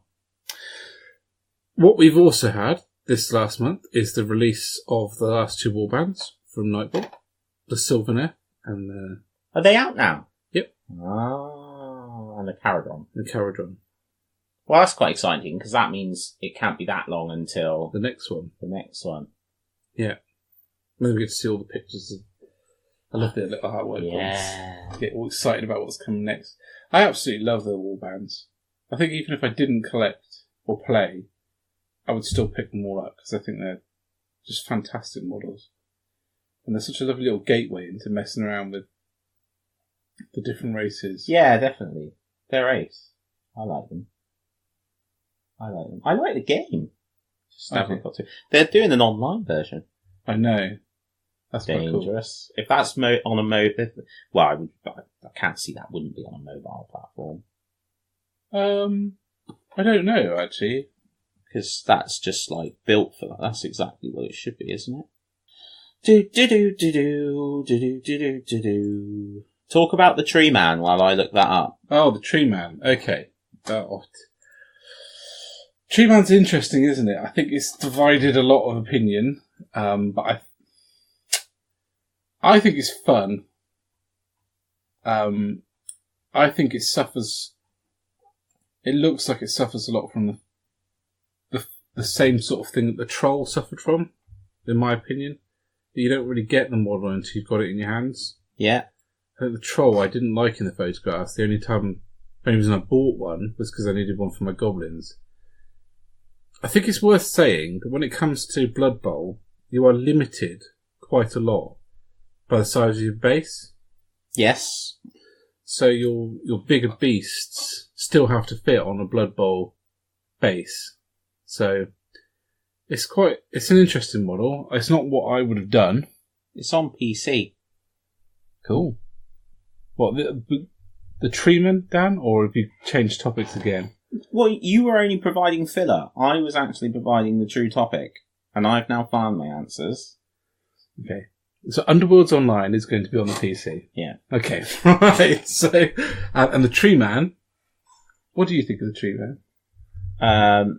I used the raised eyebrow emoji when I saw him.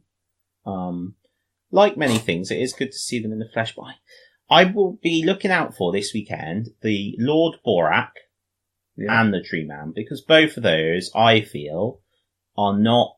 They're just not in the same place as the other Blood Bowl stuff. Yeah, and I said that about Lord Borak when I saw him. I mean, I've genuinely loved everything they've done for Blood Bowl.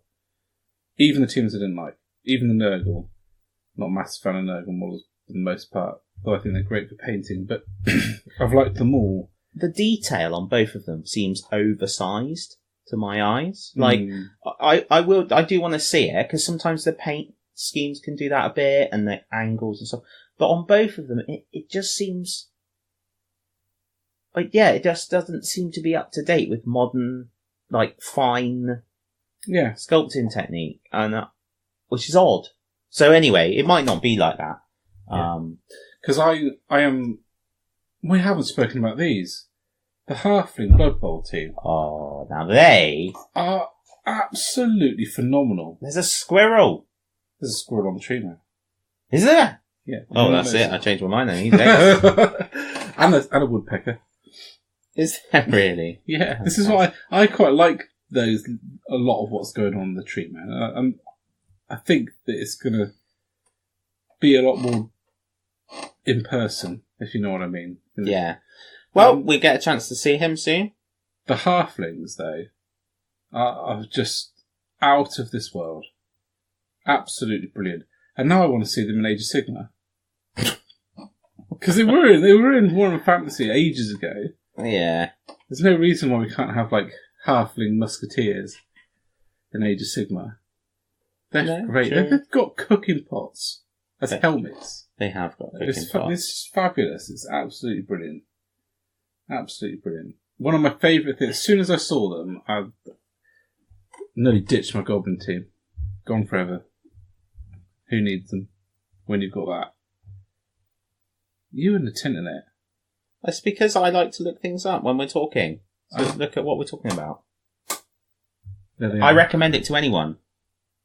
Follow along with us online. It's so good. Great, aren't so they? Good. Yeah, absolutely brilliant. So let's finish off this section with something that we know very little about, but we've been shown a lot of pictures, so it's worth talking about. Warcry. So the best thing so far about Warcry, I saw you were about to talk, so it was clearly a point for me to speak,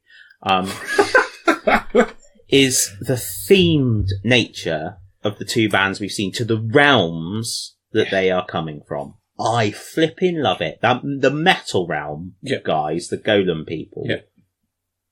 Brilliant. Just brilliant. And, the guys, the beast realm people, clearly from the realm of beasts. Brilliant. Yeah. Cannot wait to see what else we're going to get. And I'm really pleased to see that they're not just limiting it to chaos either. So no. There's other things that are going to be in there. I was worried that it was going to be like a chaos game, which would be a real shame, I think, because as much as I like a lot of the models that Chaos have, they don't capture my imagination in the same way, pardon me. But the fact that there's going to be an Iron Jaws gang, so excited about that. Munchkin Warhammer Age of Sigmar, we haven't even spoken about that. That's exciting. Oh my goodness, there's just too much. There is too much. Especially now, there is too much, because we're starting to get things that are painted, like the chibi dudes and the action figure and Munchkin. They don't have that same investment in time that stops you getting everything else. They just take your money and look awesome. Yeah, pretty much. I'm going to have to fill that shelf up with something. Chibis. They'd be everywhere. Imagine them doing Fantasia dancing music. No, that would freak no, you not that right out. Levis dude. Because I reckon even at 6 You know, inches tall, they're never so good. imagine, I'm going to put next time we do one of our away weekend things, I just put him on your pillow like that next to your head, and then wake you up and he'll be there like. Even 6 inches tall, they kick my ass. Ninja Elsa. Yeah. So I'm hoping to do a lot about Warcry this weekend. I reckon you go up your nose and like stamp you from the inside. Which means that when people are listening to this, they probably know a lot more about Warcry than we do at the moment, recording it on Friday night. But hopefully in the community section we'll have a little chat about what we've seen. Yeah. Well, and you can talk about it into the wilds. Because I think it'd be ace if you did that section then as well. Right. So that we can go to bed. Oh, yeah. Yeah. All right. Next. Well, next will be the community section. Which will be hopefully at Warhammer Fest. Hopefully at Warhammer Fest. It's got to love this planning. Oh, it's spot on. Well, I'm not involved this time, so there's like no elements of planning. Nope. But that's alright. And then we'll sort Into the Wilds out at some point. Yeah, we might tag it on. There's an interim section. Because you look like you're about to fall asleep. Born to be wild. I just had this sudden feeling like I thought of something I wanted to talk about for Into the Wilds, but Tom can talk about Into the Wilds because he's bought a 6mm Napoleonic army. Has he? Anyway, it's still the Mortal Realms, but we are going to go now. Yep. It's been great fun up to now. There are 2 more sections to go, I know. But let's face it, they ain't going to be as good when I'm not in them. So, guys, if you do want to just stop listening now, go for it. I'm sure Ben will think of something interesting to say, but we'll be able to summarise that in a couple of lines. So, Ben, it's as ever been a real joy. Oh, man. Guys, enjoy the community section. Enjoy the wilds. Have a great month. And next time we talk, Dan will be covered in baby puke. That's fine. Bye, guys.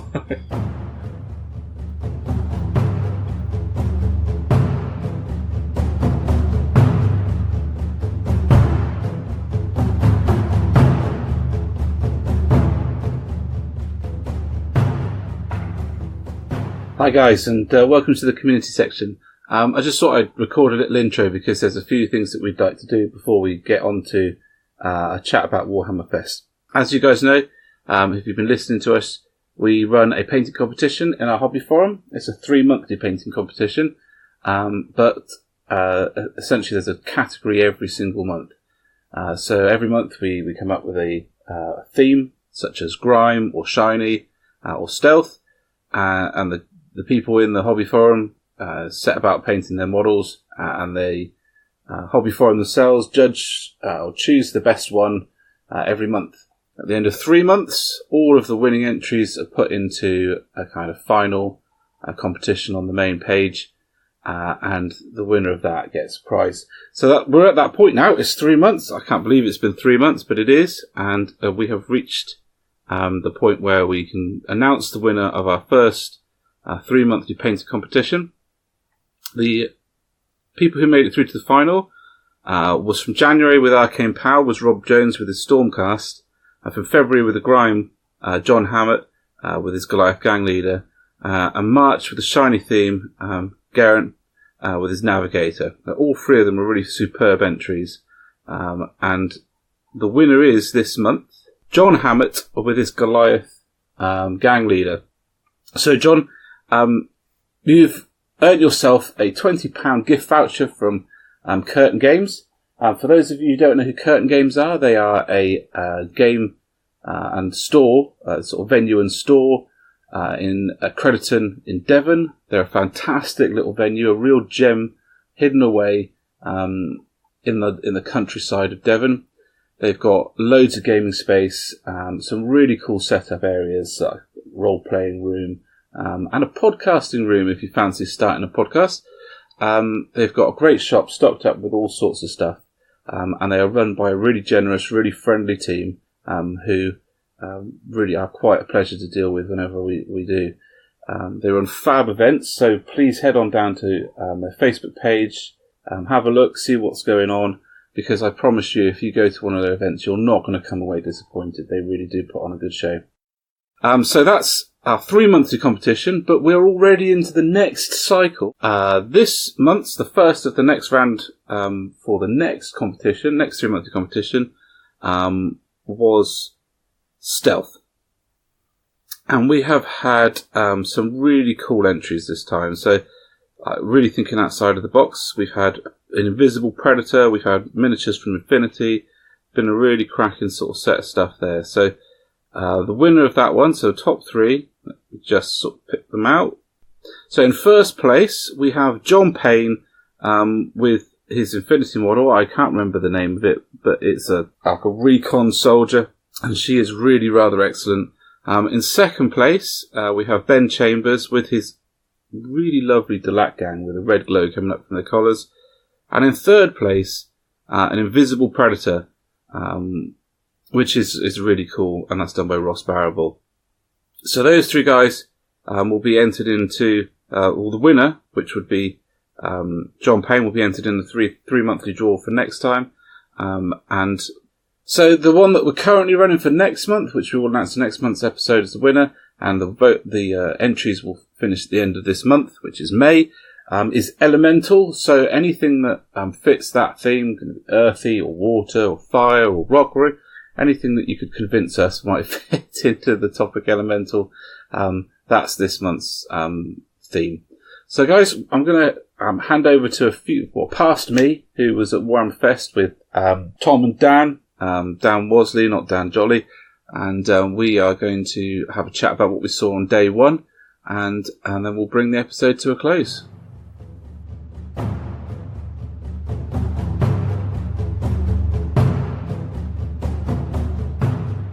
Hi guys, so welcome to the community section. I'm here with Dan 9-inch Charge Wazard. Hello. And Tom, the Tank. Hello. We've had a bit of a day at Warhammer Fest and we just wanted to have a chat about it. So, where should we start? I think the place I'd like to start is the paints, because we're all quite excited about it, really. They feel like they're going to change everything. Really simple system. We talked about what we thought it was going to be earlier in the podcast, and it seems to tick in 2 boxes. So it's a wash that acts as a base coat. Simply put over an undercoat spray that's going to be part of the system. And I think it's going to solve a lot of people's problems. What do you guys think? I think it's absolutely phenomenal. Like, in terms of getting a Horde army onto the table, there isn't going to be a better way than doing that, because it'll do your base coat, your wash, and your highlight in one thick coat. Yeah.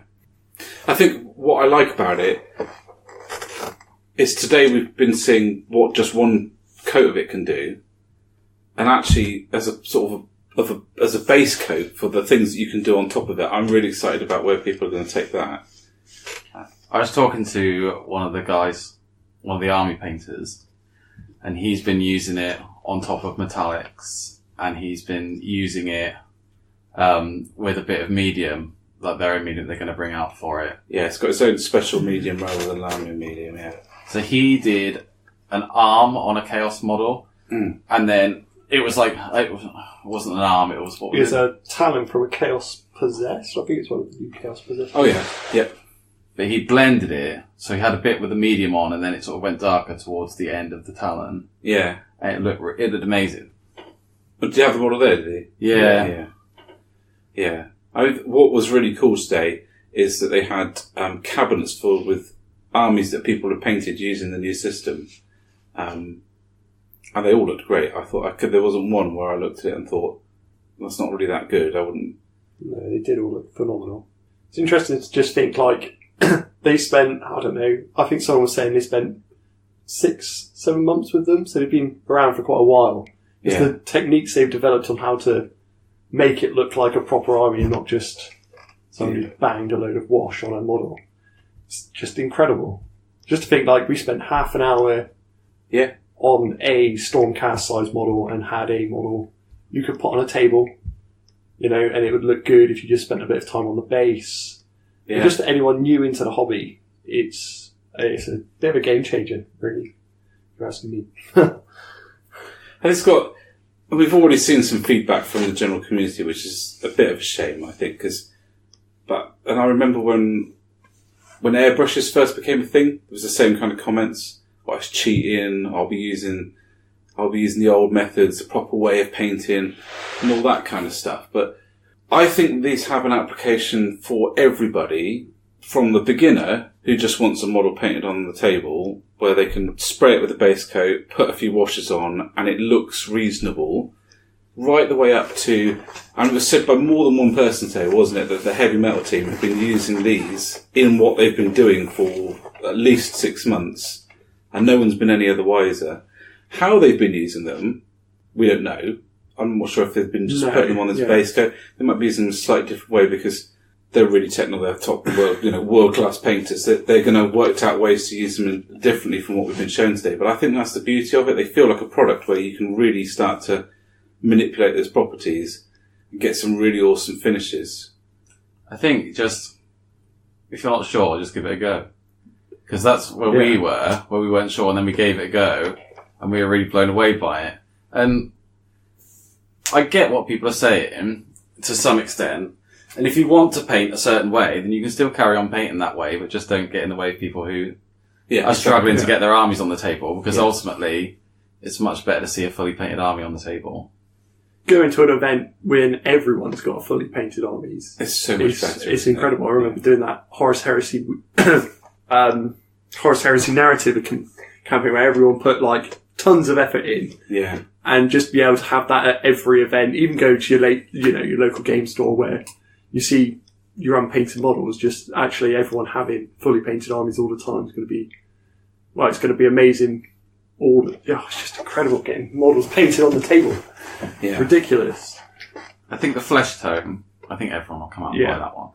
Well, I think what surprised me is this isn't, when there's been a new paint before, like the foundation paints way back, or the washes, although the washes were kind of a return to washes after a brief hiatus into inks, but there was only like 10 of them, or like a small selection. Yeah. There is a lot of these. There's so many colours, it's quite ridiculous. And because there's 2 different base coats, you can double the number of colour outcomes you get. So I think that's not including what you can do if you to get your airbrush out and put a bit of work in before. Yeah. Because we're obviously working off creams and grey. So you could probably do quite a lot. I'd like to get like the Vallejo metallics out, which are obviously super bright when you take it to the highest highlight. And super smooth as well. And super smooth. Yeah. And then play around with the contrast paints, because that'd just be great fun. I think I was saying that people in the painting studio have been trying out doing pre-shading before adding them on. Yeah.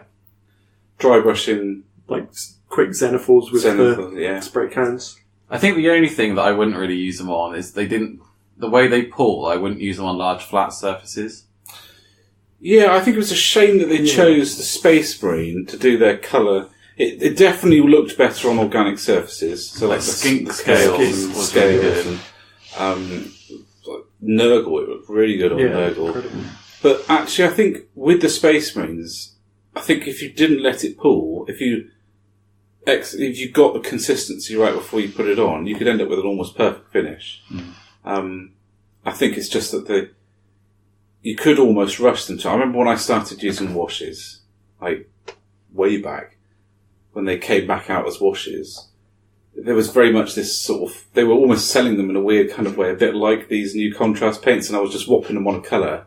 I was like, oh, look, that's really good. And then it would dry like a horrible pool, and I'd be like, oh, I'm not really sure about that. But then I quickly learned to be able to manage where those pools were. So I think there's going to be some learning. I don't think any paint product they're ever going to release is going to be 100% perfect 100% of the time when you first start using it. Yeah. But I think I haven't seen a product ever in a paint range that has been that easy to get really nice results straight out of the pot. And we weren't watering them down when we were messing with them, were we? We weren't messing with the mediums. We were just have the mediums out. Straight from the pot, straight on the model, and I quite like the concept of them as glazes and overtones as well. Yeah. Building up like different colours over like an original, sort of setting down some browns and then working up with some other colours, for example. I quite like to see how they're going to blend at the edges, whether they're going to be easy to sort of draw out and smooth that transition or not. I'm quite interested to see how that pans out. But they're not far off now either, are they? They say June, and there's 2 sprays, and one's a cream, which they called Wraithbone, and one's a grey. And the grey gives you like a slightly more subdued tone, and the cream was really punching it up. I'm not really sure what the what the voodoo is behind that, but they were really different. And there was how many paint colours were there? There was a good 60, wasn't there? Yeah, there's a lot. Or 30, and they doubled it to 60. Something like that. We had 10 today. Yeah. I think that was less than half the range, wasn't it? Yeah. A whole lot less. I mean, there's colours like white. There's a black. Yeah. That actually, put over a grey, looks like, a black model. It's really good. It's called Black Templar. I'd be quite interested to see how many Black Templar armies are going to be done with just, grey, black stuff on and see what happens. The black, white and the flesh are the ones I'm most excited about. Just because, personally, I hate painting those colours. Yeah. They take ages. Yeah. And I don't think you're alone. I think there's a lot of people who are the same. But that and like there was that horror, wasn't there? That was blue and one highlight. That was amazing. Yeah. If I can get away doing white with that and one highlight, Yeah. that'll save me so much time and effort. And because I don't know, just white just never works for me. It's a tough colour. It is. Having to build it up with a brush is a bit painful. Yeah. That's what I mean with the techniques. I don't think that was just like slapped on. No, He's they done had a bit some of time wizardry into that. And it's paid off massively. Yeah. This is what I was saying about how I think straight from the pot, as a beginner, yeah, absolutely, there is definitely a place for that. Absolutely. But I think with I use this term with as much respect as I can, the better painters, they will be finding different ways of using them and manipulating them. Creative painters, yeah. And really sort of hammering down. Because one of the things that is going to be different about these is that the properties aren't going to be quite what everyone's used to. So a wash is quite easy to understand and easy to manipulate. A paint certainly is, with water and pigment, and people who are really good at painting will be able to get that spot on almost every time they put their brush to the palette. These are different. The medium is different. It's a whopping concentration of pigment. I mean, it was colouring the water, and it was a nightmare to get out of your brush. It's in there. So, I mean, there's going to take some getting used to, I think, but for using them for other applications. But I reckon they will be. I reckon the commission painters will be making, they'll be dancing around their studios at this point. I think for me that was the highlight of today. And I think it was one that I wasn't expecting to be the highlight of today. I knew it was going to be talked about. I knew they were going to release it. I'd almost forgotten about it until I talked about it with Dan yesterday. And I was really disappointed when a whole floor was dedicated to it. I was like, really? That's what this is going to be about? But then the more the day went on, that it kind of started to seep in. You see an army that's been painted with them, and you think, oh, actually, that's quite good. And then you talk to a person who's demoing it, and you're like, oh, wow, that's pretty cool. And then the nail and coffin was when I sat down and did it at the end, and I was like, oh, okay, these are really, really good. How about everything else? Because I don't think there was a great deal of reveals today. It didn't feel like there was a lot of news that we haven't seen already, was there? In the past couple of weeks, no. So let's go with Did you Knight by Pharaon for Adeptus Titanicus? There was, yeah. Which is just an incredibly It's great model. lush model, isn't it? Every scale, that's a good model. Yeah. It's like a little solid lump of metal and gun. It's like absolutely ace. And to be able to field them in units. Yes, it's going to be incredible. I was really quite excited about the little kind of Gubbinsy stuff that they released. I think that was like entrance hatches and air vents and that kind of stuff. Because I think with Titanicus, one of the things that they're missing, I really hope they do, is put normal stuff in to scale them. Yeah. Like they have made them, but they're not releasing them because they were made by the team to go on their own models, and they've been casting them up. But like the little shipping containers and barrels, they really add a sense of scale to like a warlord when the shipping container is the size of like a blade of grass, and you're like, well, okay. But this is, I think it makes them puts them into perspective. It's all about seeing it, as you kept talking about all day, is seeing it from that human perspective, isn't it? You know how big a barrel is, but you don't know how big. I don't think visualise a Warlord Titan until you see it next to you. Comprehend it, could you? No. I mean, the scale of it is just phenomenal. So you have to have a point of reference where you're like, as I think with the Warlord, it's the door on the back. You know, that big door with like the plate. And you're like, okay, that's the door to get into it. And it's like the door into a skyscraper. I think that, And the specialist games also had some new Blood Bowl star players. So the Branch Dryad, what was she called?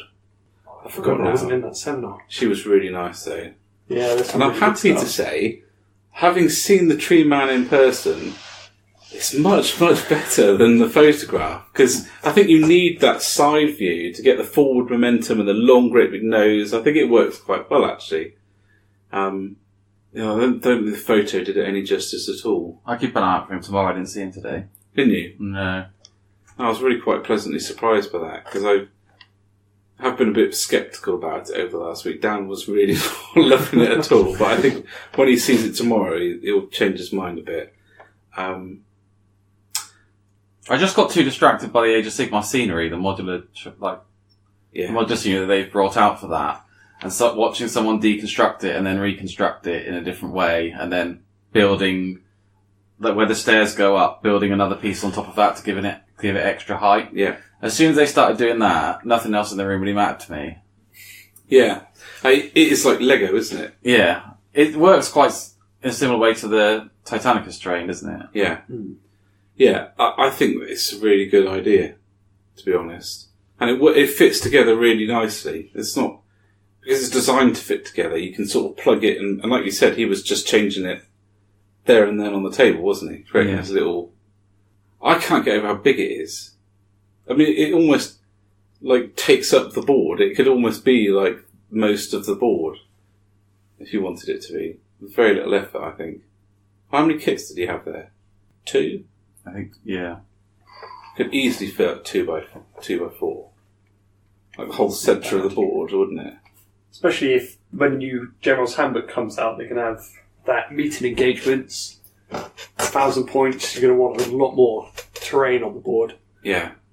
So that was from the Age of Sigmar seminar. We'll talk about that now. I think I was expecting today an army release or an army preview. I genuinely was. I was a bit disappointed when that didn't happen. The Warcry stuff looked nice. Really excited about that. There's some fantastic models. Yeah. I was a bit upset to hear that they're not going to do gangs for the other factions yet. I don't know. Just sort of giving them rules is fine, but I wanted new Angel models. But then I always want new Angel models. Everyone wants new models for their faction, don't they? So new and old. Yeah, new and old. Yes. Yep. That bombshell got dropped twice today. Yeah. When are we going to get Tomb Kings back? Honestly, they were dead before they started. They are just well and truly, please, just leave them alone. Yeah. I think I'm quite excited about the next generation of Underworlds. They sneak peeked one of the models today, and I'm pretty convinced it's a Lion Ranger, whatever they call them now. A lion from the High Elves. It does have a bit of an elfish look to it. It's wearing some sort of crown on the front of it, and I wish you could see it from the front, because the profile makes it look like it might have a jewel on it, like the old High Elves do. But it's just the way they've taken the photo. It's almost sort of just, you can't quite tell. But if you had a front-on picture, then you'd probably tell you whether or not it was, although hopefully it is. People are already said, like, we're not the only people who think it looks like that. I've already seen AOS Shorts. It's already posted on Twitter that he thinks it looks like that. So yeah, I'm pretty convinced by it, because we've had like a couple of the rumour mills have looked a little bit high elfy, I thought. What's exciting about that is often what starts off in Underworlds ends up in Age of Sigmar. Eventually, Yeah. And if you have a few sort of Lion Rangers, I'm really excited about that thought, because I've said it a number of times, that would be my drop everything release. If they released like That's it. the Tyrion's elves, I'd be done. I'd be like, right, goblins can wait, the elves are happening. Because I just think they're so good. And they were always my army, and I never had the ability to paint them and do them justice. And every time I thought, oh, I'll start painting them, I'd paint like a small unit of them. I just think, oh, they look awful. So I just stop. You'll be able to give them a go with the new contrast paints. Yeah, the new white contrast paint. Yeah. Do Do you remember the piece of artwork where it was the elves versus chaos, and the elves were virtually completely white? There's just like hues of blue and silver and white, and like a huge great big shield wall, and it was like light versus dark. That's my favourite piece of high elf art. It's like this sea of purity facing off against like the unstoppable Gribblies. Facing off against the elves. Yeah. No, I love that. That's one of my favourite pieces of art. That was something in the reveal as well, actually, talking about elves. In Warcry, there was a Chaos Elf, wasn't there? Yeah, there was. Yeah. That's quite cool. Because in the realm of metal, there was a Chaos Dwarf as well. Mm. So, that's pretty exciting, I think, actually. Sort of, really sort of changing, knocking down those barriers that existed before about who the Chaos Elves were, or who the Chaos Dwarves were, and what Chaos was. Getting rid of those completely allows them to do like so much more cool stuff, like having a Chaos Dwarf stuck in the middle of a metal warband, whose boss is just horrible. It's like this massive lump of iron in the middle of like these like normal sized dudes with hammers as hands. Yeah, no thanks. So I stay well away from him. Like the snake dude, I think is the equivalent from the new one, isn't it? The guy with all the snakes around him. Yeah, it's their like boss leader. I can't remember what they were called. They're the poison dudes. Yeah. Zeech. Sneaky stabbers. So we're going to get 5, aren't we? So we have Undivided, which is the beasts, realm of beasts. And then the iron ones definitely look corn, don't they? The realm of metal. Yeah. And those guys today, I don't remember what they're called, serpent something.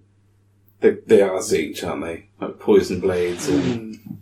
Yeah, they felt like Zeech to me. And the snake as well. Like, looking at the aesthetic of them, I'm not sure if they're particularly aligned. I just think they're just up to mischief.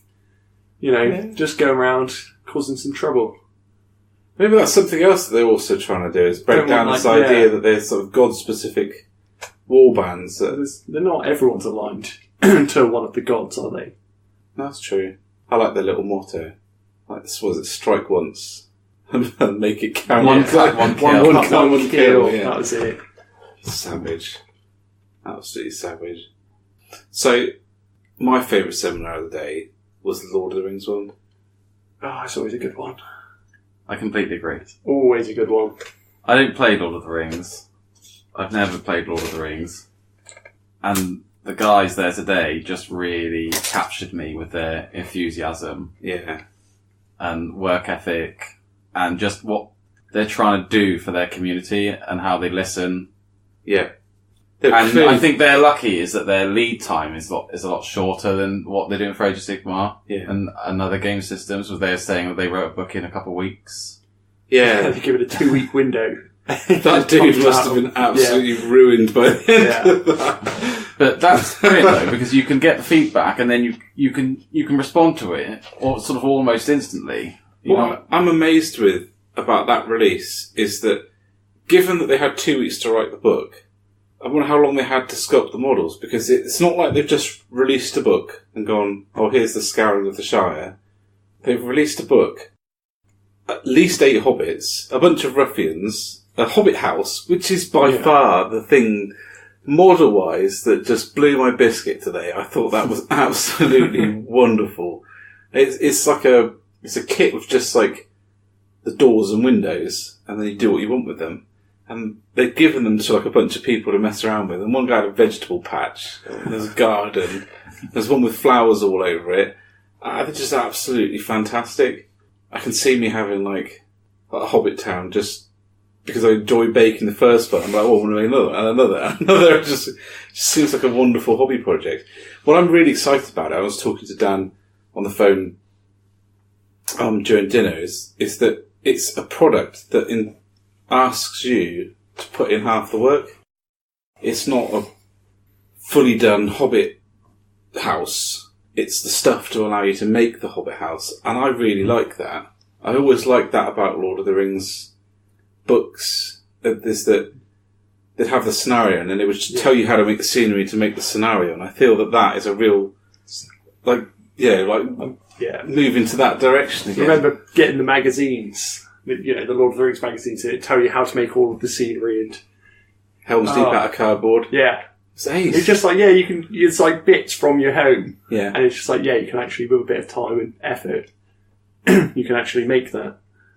I think that's going to be cool. And they're talking about more scenery for Lord of the Rings, so it's on their radar. We were talking about that last year as well. Want some just generic-y scenery so they can, you can get boards together that don't look, out of place.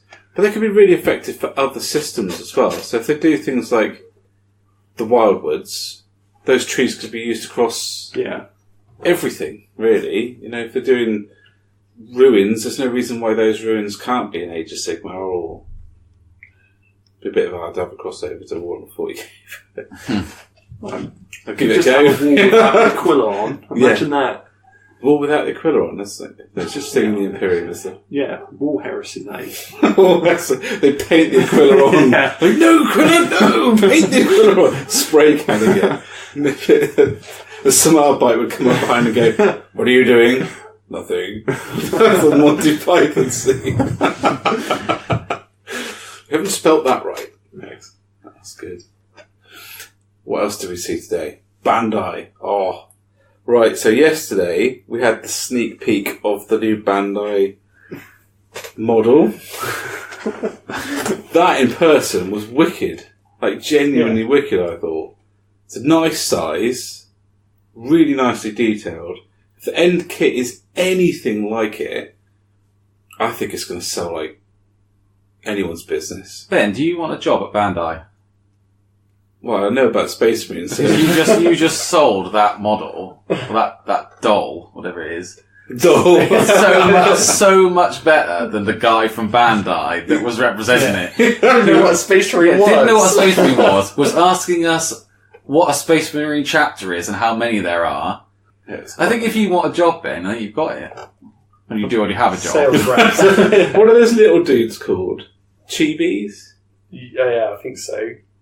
There was more of those today, wasn't there? Like Yes.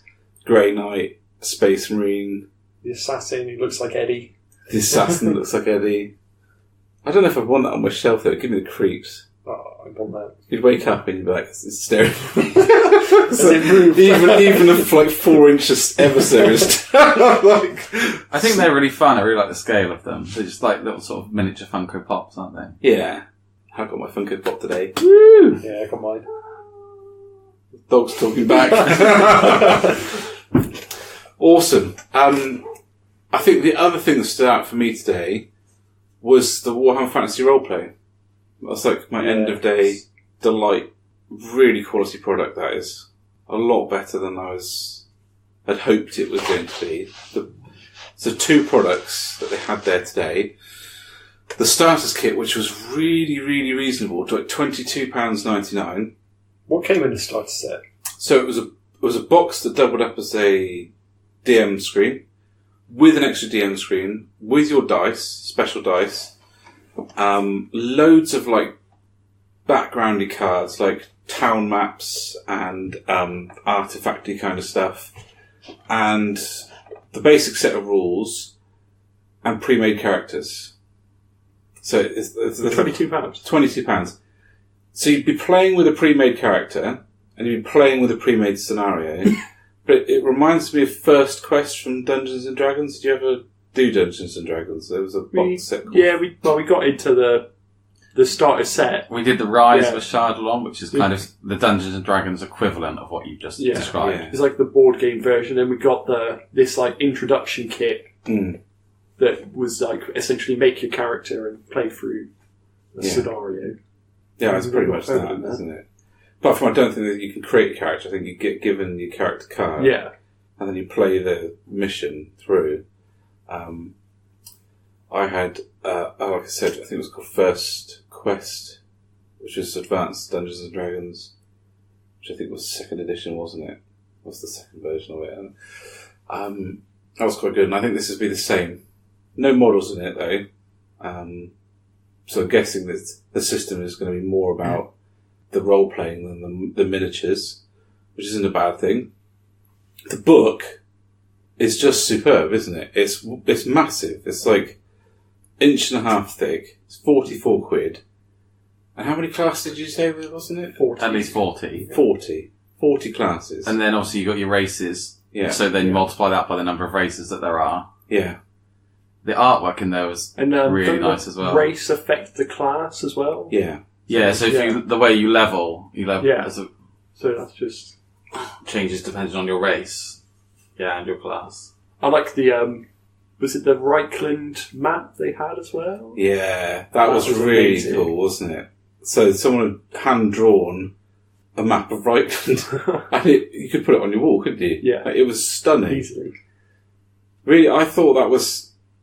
I hadn't expected to see that there. I hadn't expected to be so taken by it.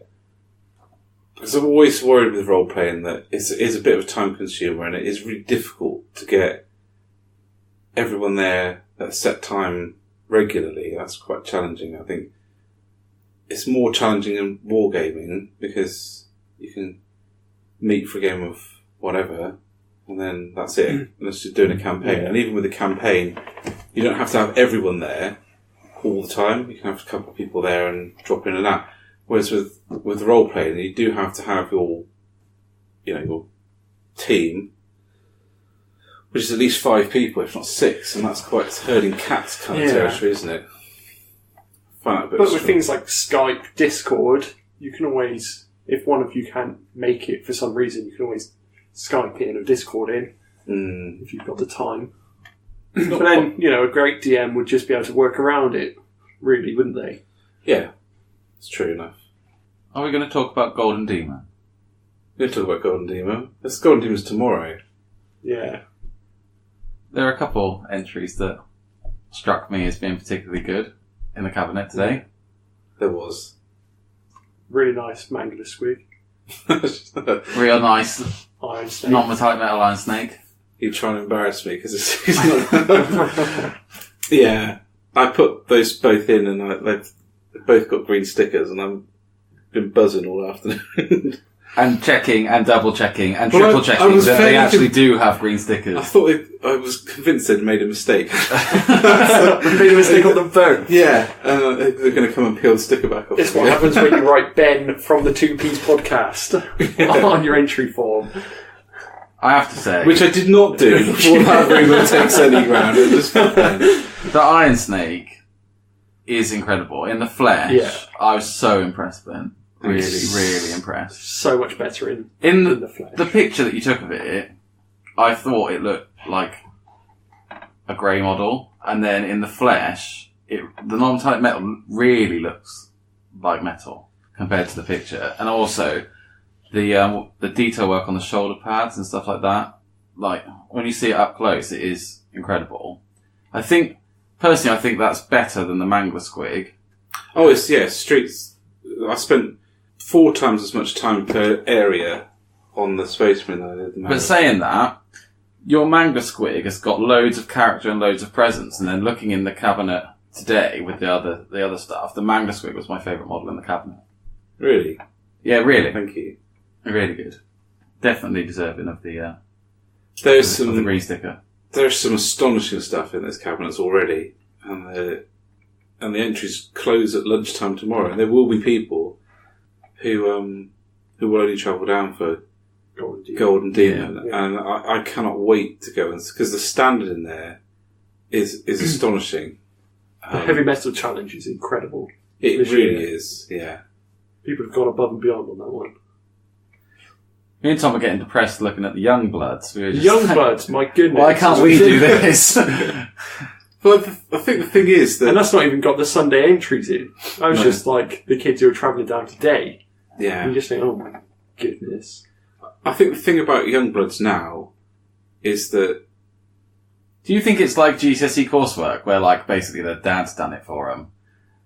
No, well, I genuinely hope that that's not the case. But what I'm thinking is probably happening is that the kids have got parents who have done the hobby for for a long time, and even if they've taught them the basics, just the basics, they'd be a million miles ahead of me when I was 10, because no one taught me anything. So that was back when the heavy metal guide was, spray them white, block in the colour, highlight them, and they will look like this. And it's like, it's like Mike McVeigh's perfectly blended orc, and you're like, what? How did you get from like blocked out colour to that? With very, so I think that's probably what's happening, is that the skill trickle is coming down. But it's going that way, the top end as well, I think. They're getting better and better as well. Yeah. But you're in a place now where, I think Max does a really good job of articulating this in the podcast, either Voxcast or Stormcast, or one or two. And they had a really excellent culture of painting in Games Workshop Stockholm. So people would come from large areas of Sweden to hang out and paint and talk and swap ideas and critique each other's models and push that kind of standard up within the store. That's maybe let's say 20 people. I'm following over 1,000 people on the internet. All of them excellent painters. Following all of the people who win Golden Demon, looking at their models, and everyone can do that. They're right there at our fingertips. There's dozens of YouTube videos. The forum of being able to say, what do you think of this? And getting feedback for some really quality painters there's no better time than now for that. Especially if you choose the right places. And there are some really great groups like Heavy Metal or Heavier Metal on Facebook is really good for that. You can post a miniature and say, what would you do differently?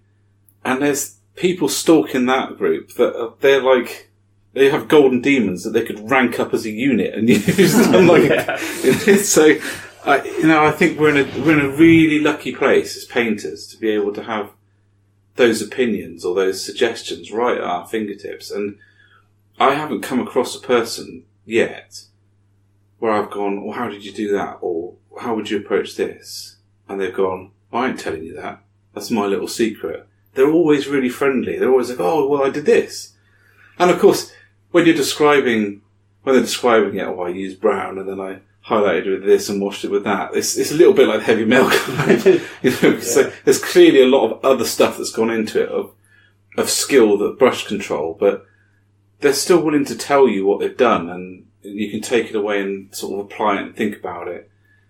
And like I said, I've not come across a painter that I've asked anything and they haven't been really along with awesome that, to talk you've got to. like a lot of painting classes now as well. Yeah. So you've got like Cult of Paint, Siege Studios do their own. Yep. It's just like, when you think about the technique that they teach, you can literally go from never picking up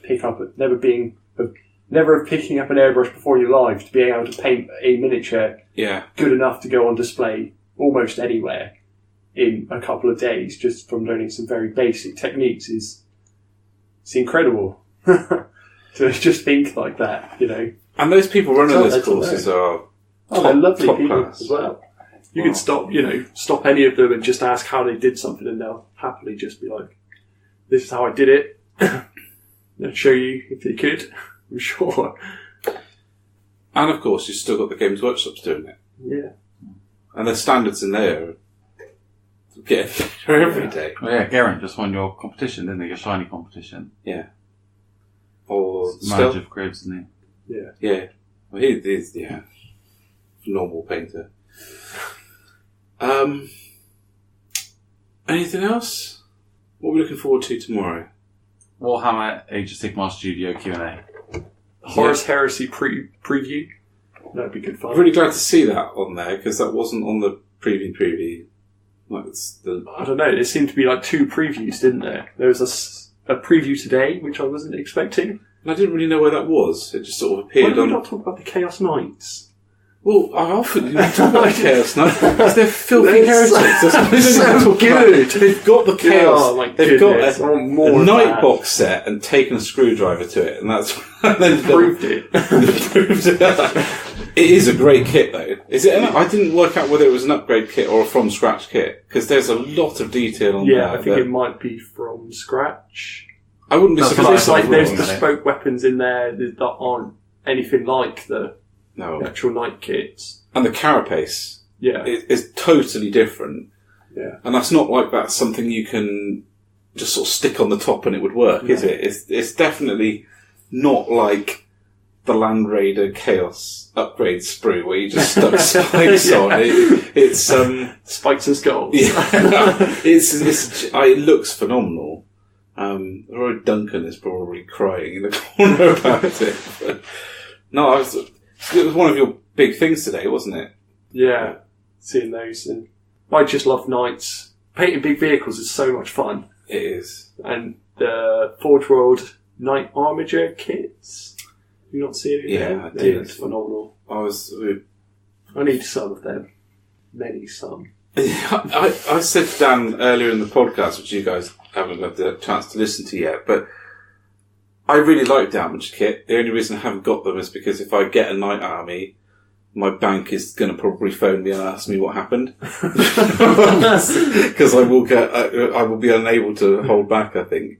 Because, I don't know if you know, I've got like this weird sort of thing where I can't, if I have a Knight, then that clearly needs at least one Armature, if not two. Yeah. So I've got two Knights, that needs four Armatures. Yeah. If I get a bigger Knight, then that needs It needs everything else. everything's to sort of scale down. Yeah. So if I got like that big whopping thing that they've just turned into Titanicus, then I'd need at least two of the missile pods on top. I don't know the names, so I have to excuse me. Two of the missile pods on top, and then two normal Knights for each there. Then it would go. Yeah. That's how my brain works, and it's really frustrating. I got the same. I was talking to Dan Jolly before Christmas about like recreating like a Panzer division using the Imperial Guard Yeah, and using the Steel Legion. yeah, And I was like, well, if I need to do that, then I need to go to Forge World to get all the support tanks Yeah. to make that operate. yeah. And how would that work? And then I'm going to need artillery companies and like anti-tank companies. And then I was just like, oh my goodness, this is Insane. ridiculous. But I love the Armature model. And if somebody come to me a week ago and gone, we'd like to improve the Armature model, what would be your thoughts? I'd have gone, well, why didn't you do that? Yeah. It looks completely fine. Now, I don't know if I want the original one. I just want the one Yeah. with all the armour plates down the leg. It just looks so good. It's a great And the little... wacky like Forge World weapons that, Yeah. oh, you just don't want to think about what they do. And there's the big nasty. whopper as well. That was quite nice in person. I don't know what that was called. The massive, The great big... massive siege reaper. Yeah. I can't think about what that's called either. Huge. I didn't realise quite how big that was. It's not off the size of a warlord. It's bigger than my head. Yeah. No, not the siege one. Oh. The new knight that was in the same cabinet as the Armigers. The big round thing. Whopping great big cannons. I'll show Is you. that not the High Pharaon with the New weapons? new weapons? I just can't think about It what might they're well called. be it might well be that, but it looks completely different if it is. Because that one's got That one's quite boxy, isn't it? Though. yeah, it's got the weapon's quite tucked in. This is quite. I'm gonna Yeah. get it up so you can see it. Did they not give us like a Forge World brochure? I'm trying to think Yeah. about what the good weapons are called because I've got them on my Death Guard Predators, but they're just twin-linked versions. Super killy death one. Super Kitty Death one. That's pretty much how Games Workshop Just everything's bigger. name weapons, Yeah. isn't it? They put the word skull in front of it. Skull. Oh, that's corn. Skull blood, you know. Corn is probably the least imaginative individual in the whole of... I could get away with just sort of slagging corn off Yeah. without any resistance. Excellent. Sorry about this, guys. I'm going to just bring this up Right. quickly for This is what editing's for, Ben. that one. Yeah, it is. If you notice, like the top, I think the top's just a little bit more curved. It's got the same missile rack, Yeah, but it looks so blocky because the weapons. weapons have the massive plates on the sides, don't they? So you knock that out and actually And you rather lose than... quite a bit of bulk from the. Yeah, I really like it. It just looks vast because there's big guns sticking out. It spreads itself out. It looks like a bouncer. Don't want to see one of those things, do you? No. Mind you, I would not want to take it to an event. That would die under its own weight. Literally, it fell on the floor. It would just. Yeah, you'd be so upset. Yeah, I'd be terrified of that breaking. I'd love to take you to an event because not many people would probably actually own one. It's just like taking a Reaver to an event. Everyone's like, someone's actually got a Reaver out. That's a blast from the past. Everyone's spending like quarter of an hour getting out your army, and then you just stick one more deployed. Yeah. And then once you've beat them, you've got to tell them, if you want to beat this, you need to go by the Warlord. Is that happy for you? Move on. Don't want to talk about it. What are you looking forward to tomorrow, Ben? Ben wants to play Chaos Bane. And get me a code. Do you know, I've never sat down and played the computer games at Warhammer Fest. I really want to. But the problem is with those setups, there's no one there policing how long people are on it. So you could be standing waiting for like 45 minutes while someone just completes Deathwing. There weren't that many people there, so I thought I may as well complete the demo mission for Chaos Bane. How did that go? Yeah, I've got all day. You probably could complete it. Yeah. You probably could. I do love the way it all looks, though. Need a better laptop than this thing. Yeah. to play those on. You need a string to hold together. Just don't even know what's going on with that. What, the string to hold the power cord in? Goodness. Botched it. It's better than tape. That's like when I lived with Dan and we broke the toilet, and the flush had to be held upright, otherwise the system would overflow. And I came home, and he tied a bit of string to the end of the flush that went up over the curtain rail, back down, and then tied it to a tap. And it turned out that he'd spent all the money for getting a plumber on beer and that bit of string. Amazing. Doesn't sound like Dan Jolly at all. I don't know how, when he pins models and stuff, they stay together. I mean, I came round to his house and I needed something cutting, and he was like, no, don't do that, let's secure it. And he secured a clamp stand to the end of a swivel chair. And I was just like, so you've made it really secure on the clamp stand? And where have you put the clamp stand down? Oh. Right, well, on that bombshell, we'll call it a day. Thanks for listening, guys. Bye. Bye.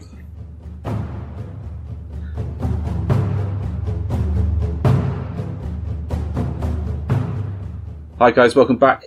And I hope you enjoyed that. It's quite a knackering day of Warhammer Fest. Been up on your feet for 9-10 hours, running around getting crazy.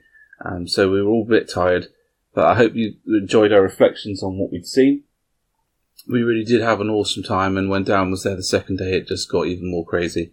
Big thank you to everyone who came and saw us. We absolutely love meeting you guys. So it was a real pleasure to do that.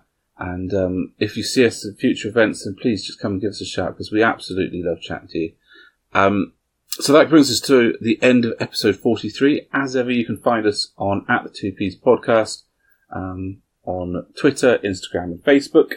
And we're also on YouTube. And a little video I posted up of painting using the contrast paints has gone a bit crazy on YouTube. So you probably find us easier than you did it previously. But you can come and see it. We have our episodes on there, and we occasionally post little videos about things we're up to. We don't have a great video setup, and so it's a little bit of fun rather than sort of formal, but that's good fun. So we will see you for episode 44. This time really is the D-Day for Dan.